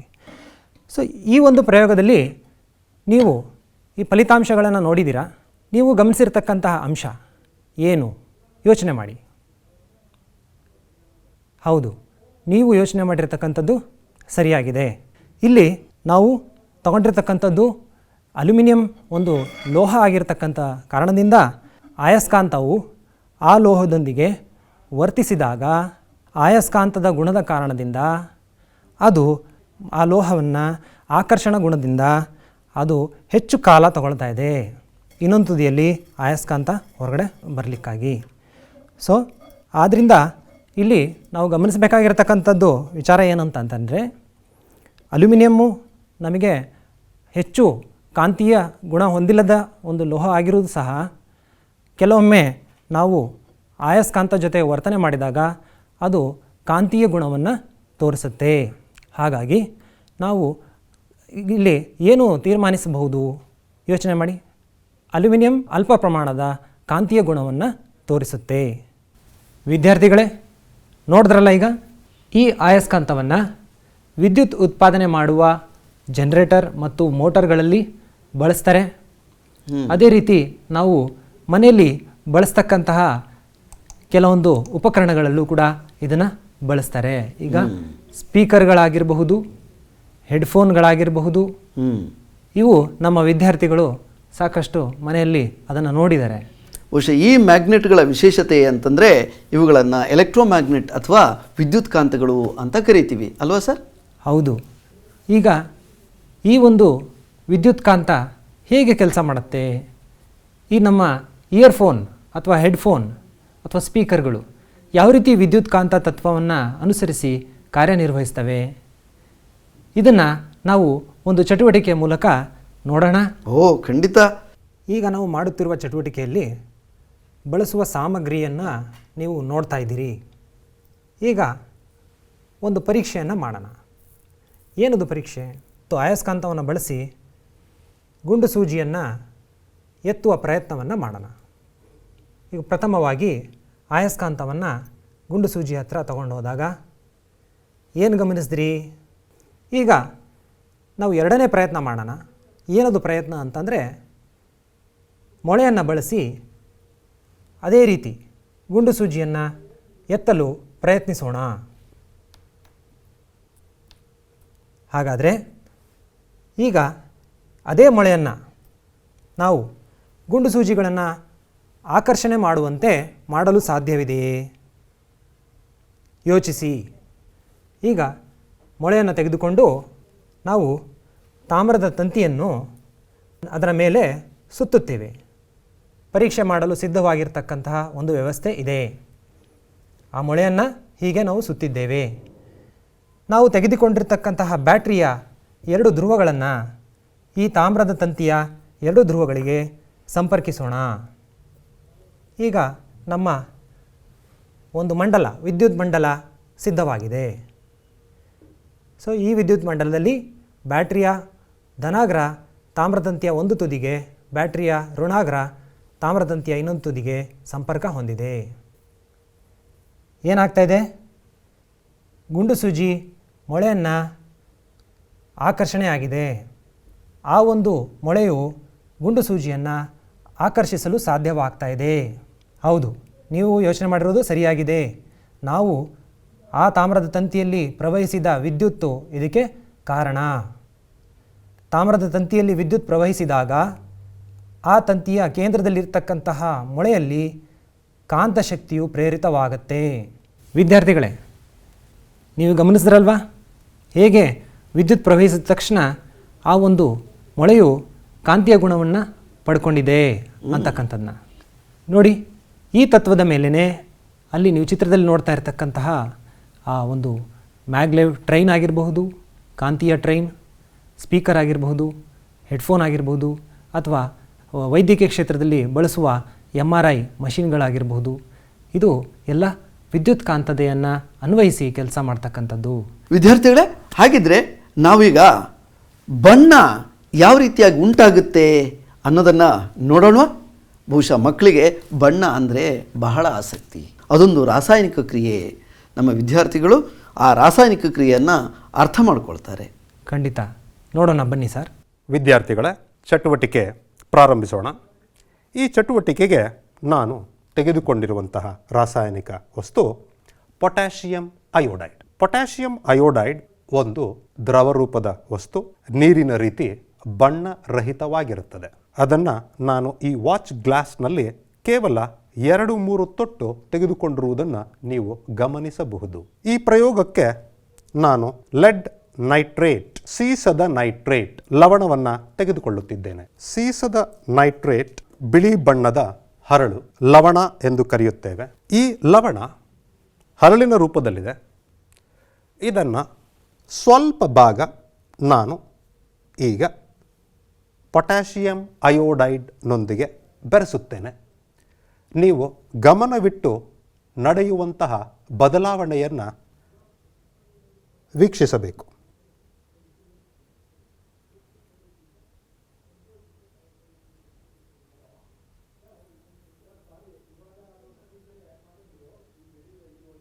ಪೊಟ್ಯಾಷಿಯಂ ಅಯೋಡೈಡ್ ಸೀಸದ ನೈಟ್ರೇಟ್ನೊಂದಿಗೆ ವರ್ತಿಸಿ ಹಳದಿ ಬಣ್ಣದ ವಸ್ತುವನ್ನು ಉತ್ಪನ್ನವಾಗಿ ಉಂಟು ಮಾಡಿದೆ. ಹಾಗಾದರೆ ನಿಮಗೊಂದು ಪ್ರಶ್ನೆ ಇಲ್ಲಿ ಹಳದಿ ಬಣ್ಣದ ವಸ್ತು ಯಾವುದು? ಈ ರಾಸಾಯನಿಕ ಕ್ರಿಯೆ ಎಂತಹ ರಾಸಾಯನಿಕ ಕ್ರಿಯೆ? ಆ ವಾಚ್ ಗ್ಲಾಸ್ನಲ್ಲಿ ನಡೆದಂಥ ಮ್ಯಾಜಿಕ್ಕು, ಅದಕ್ಕೆ ಉತ್ತರ ಇಲ್ಲಿದೆ. ಇದು ರಾಸಾಯನಿಕ ದ್ವಿಸ್ಥಾನ ಪಲ್ಲಟ. ಇಲ್ಲಿ ಎರಡು ವಸ್ತುಗಳು ಪರಸ್ಪರ ತಮ್ಮ ಅಯಾನ್ಗಳನ್ನು ಏನು ಮಾಡ್ತವೆ? ವಿನಿಮಯ ಮಾಡಿಕೊಳ್ತವೆ. ಈ ರೀತಿಯಾದಂಥ ವಿನಿಮಯದಿಂದ ಹೊಸ ವಸ್ತು ಒಂದು ಉಂಟಾಗುತ್ತೆ. ಅದು ನೀರಿನಲ್ಲಿ ಕರಗೋದಿಲ್ಲ, ಅಂದರೆ ಅದನ್ನು ಪ್ರೆಸಿಪಿಟೇಟ್ ಅಥವಾ ಪ್ರಕ್ಷೇಪ ಅಂತ ಕರಿತೀವಿ. ಹಾಗಾಗಿ ತಳಕ್ಕೆ ಹೋಗುತ್ತೆ. ಅದೇನೇ ಘನ ರೂಪದಲ್ಲಿ ನೀವು ಕಂಡಂತಹ ಹಳದಿ ಬಣ್ಣ. ಅದನ್ನು ನಾವು ಲೆಡ್ ಅಯೋಡೈಡ್ PbI2 ಅಂತ ಹೇಳ್ತೀವಿ. ಬಹಳ ಚೆನ್ನಾಗಿದೆ ಸರ್. ಇಲ್ಲಿ ಬಣ್ಣ ಬದಲಾವಣೆ ಆಗಿರೋದ್ರಿಂದ ನಮಗೆ ರಾಸಾಯನಿಕ ಕ್ರಿಯೆಯನ್ನು ಗುರುತಿಸಲಿಕ್ಕೆ ಬಹಳ ಬೇಗ ಸಾಧ್ಯ ಆಗ್ತಾ ಇದೆ. ಈಗ ಮುಂದಿನ ಚಟುವಟಿಕೆಗೆ ಹೋಗೋಣ. ಏನು ಪ್ರಯತ್ನ ಪಡ್ತಾ ಇದ್ದೀರಾ ಸರ್? ಎರಡು ವಸ್ತುಗಳು ಯಾವ ರೀತಿಯಾಗಿ ನೆಲದತ್ತ ಬೀಳ್ತವೆ ಅನ್ನೋದನ್ನು ನೋಡ್ತಾ ಇದ್ದೀನಿ. ಆದರೆ ನೀವು ಎರಡರಲ್ಲಿ ಒಂದು ವ್ಯತ್ಯಾಸ ಗಮನಿಸಿದ್ರಿ. ಏನದು ವಿದ್ಯಾರ್ಥಿಗಳೇ? ನೀವು ಏನು ಗಮನಿಸಿದ್ರಿ? ಬಹುಶಃ ಪೇಪರ್ನ ಉಂಡೆ ವೇಗವಾಗಿ ಭೂಮಿಯತ್ತ ಚಲಿಸ್ತಾ ಇರೋದನ್ನು ನಾವು ನೋಡಿದ್ವಿ. ಖಂಡಿತ ಸರಿಯಾಗಿ ಹೇಳಿದ್ದೀರಾ ಸರ್. ಅದೇ ಆ ಪೇಪರ್ ಹಾಳೆಯು ಸ್ವಲ್ಪ ಉಂಡೆಗಿಂತ ಸ್ವಲ್ಪ ತಡವಾಗಿ ಕೆಳಗೆ ಬೀಳೋದನ್ನ ನಾವು ಗಮನಿಸಿದ್ದೀವಿ, ನಮ್ಮ ವಿದ್ಯಾರ್ಥಿಗಳು ಗಮನಿಸಿದ್ದಾರೆ. ಹೌದು. ಹಾಗಾದರೆ ಇದನ್ನು ಸರಿಯಾಗಿ ಅರ್ಥ ಮಾಡ್ಕೊಳ್ಳೋದಕ್ಕೆ ಇಲ್ಲೇನಾದರೂ ಒಂದು ಆಟವನ್ನು ಆಡಬಹುದಾ? ನಮ್ಮ ವಿದ್ಯಾರ್ಥಿಗಳು ಸಂತೋಷ ಪಡಬಹುದಾ? ಬಹಳ ಉತ್ತಮವಾಗಿರ್ತಕ್ಕಂಥ ಪ್ರಶ್ನೆ ಸರ್. ಬಹಳ ಚೆನ್ನಾಗಿರ್ತಕ್ಕಂಥ ಒಂದು ಚಟುವಟಿಕೆ.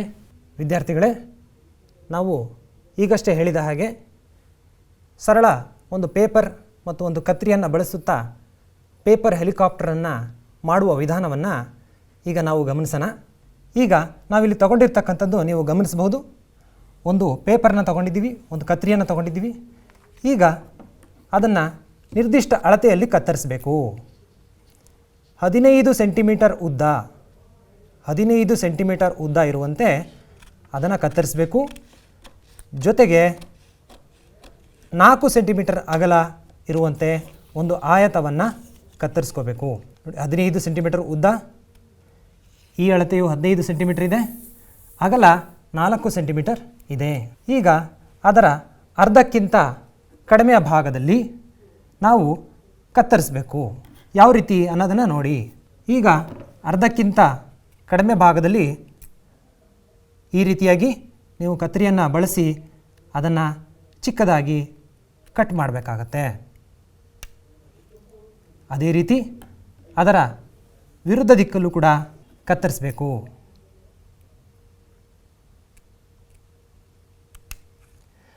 ಈಗ ನಾವು 2 ಭಾಗಗಳಲ್ಲಿ ಕತ್ತರಿಸಿದ್ದೀವಿ. ಈಗ ಮೇಲಿನಿಂದ ಕೂಡ ಮತ್ತೊಮ್ಮೆ ಕತ್ತರಿಸಬೇಕು. ಈ ರೀತಿಯಾಗಿ 3 ಬಾರಿ ಅದನ್ನು ಕತ್ತರಿಸಬೇಕು. ಈಗ ಕತ್ತರಿಸಿದ ನಂತರ ಕೆಳಗಿನ ತುದಿ, ಇನ್ನೊಂದು ತುದಿ ಏನಿದೆ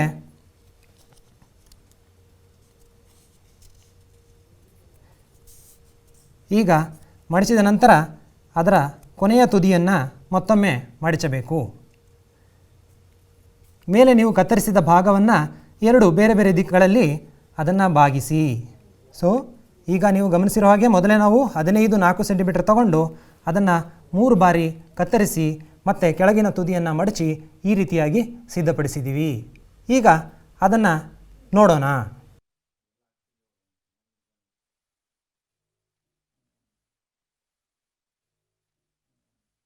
ಎಷ್ಟು ಚೆನ್ನಾಗಿ ಬೀಳ್ತಾ ಇದೆ.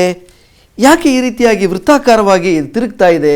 ಪೇಪರ್ ಆ ರೀತಿಯಾಗಿ ಆಗಿಲ್ಲ, ಉಂಡೆಯಲ್ಲೂ ಆ ರೀತಿಯಾದಂತಹ ಯಾವುದೇ ಬದಲಾವಣೆಯನ್ನು ನಾವು ನೋಡಿಲ್ಲ. ಇಲ್ಲೇನು ವಿಶೇಷ? ಹಾಂ, ಇಲ್ಲಿ ಇದರ ಆಕಾರವನ್ನು ನೀವು ಗಮನಿಸಿದ್ರೆ, ನಾವು ಎತ್ತರದಿಂದ ಇದನ್ನು ಬಿಟ್ಟಾಗ ಗಾಳಿಯು ಮೇಲ್ಮುಖವಾಗಿ ಒತ್ತಡವನ್ನು ಹಾಕುತ್ತೆ. ಕೆಳಮುಖವಾಗಿ ಪೇಪರು ಹೆಲಿಕಾಪ್ಟರು ಬೀಳುವ ಸಮಯದಲ್ಲಿ ಗುರುತ್ವಾಕರ್ಷಣ ಬಲದಿಂದ ಕೆಳಮುಖವಾಗಿ ಬೀಳುವ ಸಮಯದಲ್ಲಿ ಗಾಳಿಯು ಮೇಲ್ಮುಖ ಒತ್ತಡವನ್ನು ಹಾಕುತ್ತೆ. ಆಗ ಈ 2 ರೆಕ್ಕೆಗಳಿಗೆ ಇಲ್ಲಿ ಒತ್ತಡವನ್ನು ಗಾಳಿಯು ಹಾಕಿದಾಗ ಜಾಗ ಇಲ್ಲದ ಕಾರಣ ತನ್ನ ದಿಕ್ಕನ್ನು ಬದಲಾವಣೆ ಮಾಡಿಕೊಳ್ಳುತ್ತೆ. ಚಲಿಸುತ್ತಿರುವ ಗಾಳಿಯ ದಿಕ್ಕಿನಲ್ಲಿ ಇವು ಬಂದಾಗ ಅಡೆತಡೆಯಾಗುತ್ತೆ. ಆ ತಡೆಯನ್ನು ನಿವಾರಿಸೋದಕ್ಕೆ ಪಕ್ಕದಿಂದ ಗಾಳಿ ಚಲಿಸಿದಾಗ ಆ ಪಕ್ಕದಿಂದ ಉಂಟಾದಂಥ ಚಲನೆ ಇದನ್ನು ವೃತ್ತಾಕಾರವಾಗಿ ತಿರುಗುವಂತೆ ಮಾಡುತ್ತೆ ಅಂತ ಹೇಳ್ತಾ ಇದ್ದೀರಿ. ಹೌದು, ಪಕ್ಕದಿಂದ ಗಾಡಿಯು ಚಲನೆ ಮಾಡಿದಾಗ ರೆಕ್ಕೆಯು ಅದರ ಜೊತೆಗೆ ತಿರುಗಲು ಪ್ರಾರಂಭ ಮಾಡುತ್ತೆ. ಸೊ ಕೆಳಗೆ ಬೀಳುವವರೆಗೂ ಅದು ತಿರುಗ್ತಾ ಇರುತ್ತೆ. ಓ, ಎಷ್ಟು ಸರಳವಾಗಿದೆ. ಒಂದು ಸಣ್ಣ ಕಾಗದದ ಹಾಳೆಯಿಂದ ನಾವೊಂದು ಪೇಪರ್ ಹೆಲಿಕಾಪ್ಟರ್ನ ಮಾಡಿದ್ವಿ. ಇದರಲ್ಲಿ ಏನಾದರೂ ಕಷ್ಟ ಇತ್ತಾ? ತುಂಬ ಸರಳವಾದಂಥ ಒಂದು ವಸ್ತು, ಆದರೆ ಎಷ್ಟೆಲ್ಲ ಖುಷಿ ಕೊಡ್ತು ಅಲ್ವಾ ವಿದ್ಯಾರ್ಥಿಗಳೇ, ಇವತ್ತಿನ ಈ ಒಂದು ಕಾರ್ಯಕ್ರಮದಲ್ಲಿ ನೀವು ಎಷ್ಟೆಲ್ಲ ಚಟುವಟಿಕೆಗಳನ್ನು ನೋಡಿದಿರಿ. ಈ ಚಟುವಟಿಕೆಗಳಲ್ಲಿ ಇರ್ತಕ್ಕಂತಹ ವೈಜ್ಞಾನಿಕ ವಿಚಾರವನ್ನು, ವೈಜ್ಞಾನಿಕ ಸಂಗತಿಯನ್ನು ನೀವು ಕಲ್ತಿದ್ದೀರಿ. ಇದೇ ರೀತಿ ನಿಮ್ಮ ದಿನನಿತ್ಯ ಜೀವನದಲ್ಲೂ ಸಹ ನಿಮ್ಮ ಸುತ್ತಮುತ್ತಲಿನ ವಸ್ತುಗಳಲ್ಲಿ ಇರ್ತಕ್ಕಂತಹ ವೈಜ್ಞಾನಿಕ ಅಂಶ ಯಾವುದು, ಅದರಲ್ಲಿ ಯಾವ ತತ್ವ ಇದೆ ಅಂತಕ್ಕಂಥದ್ದನ್ನ ಪ್ರಶ್ನೆಯನ್ನು ಹಾಕ್ಕೊಳ್ಳಿ ಮತ್ತು ಅದಕ್ಕೆ ಉತ್ತರವನ್ನು ಕಂಡುಹಿಡಿಯೋಕ್ಕೆ ಪ್ರಯತ್ನಪಡಿ.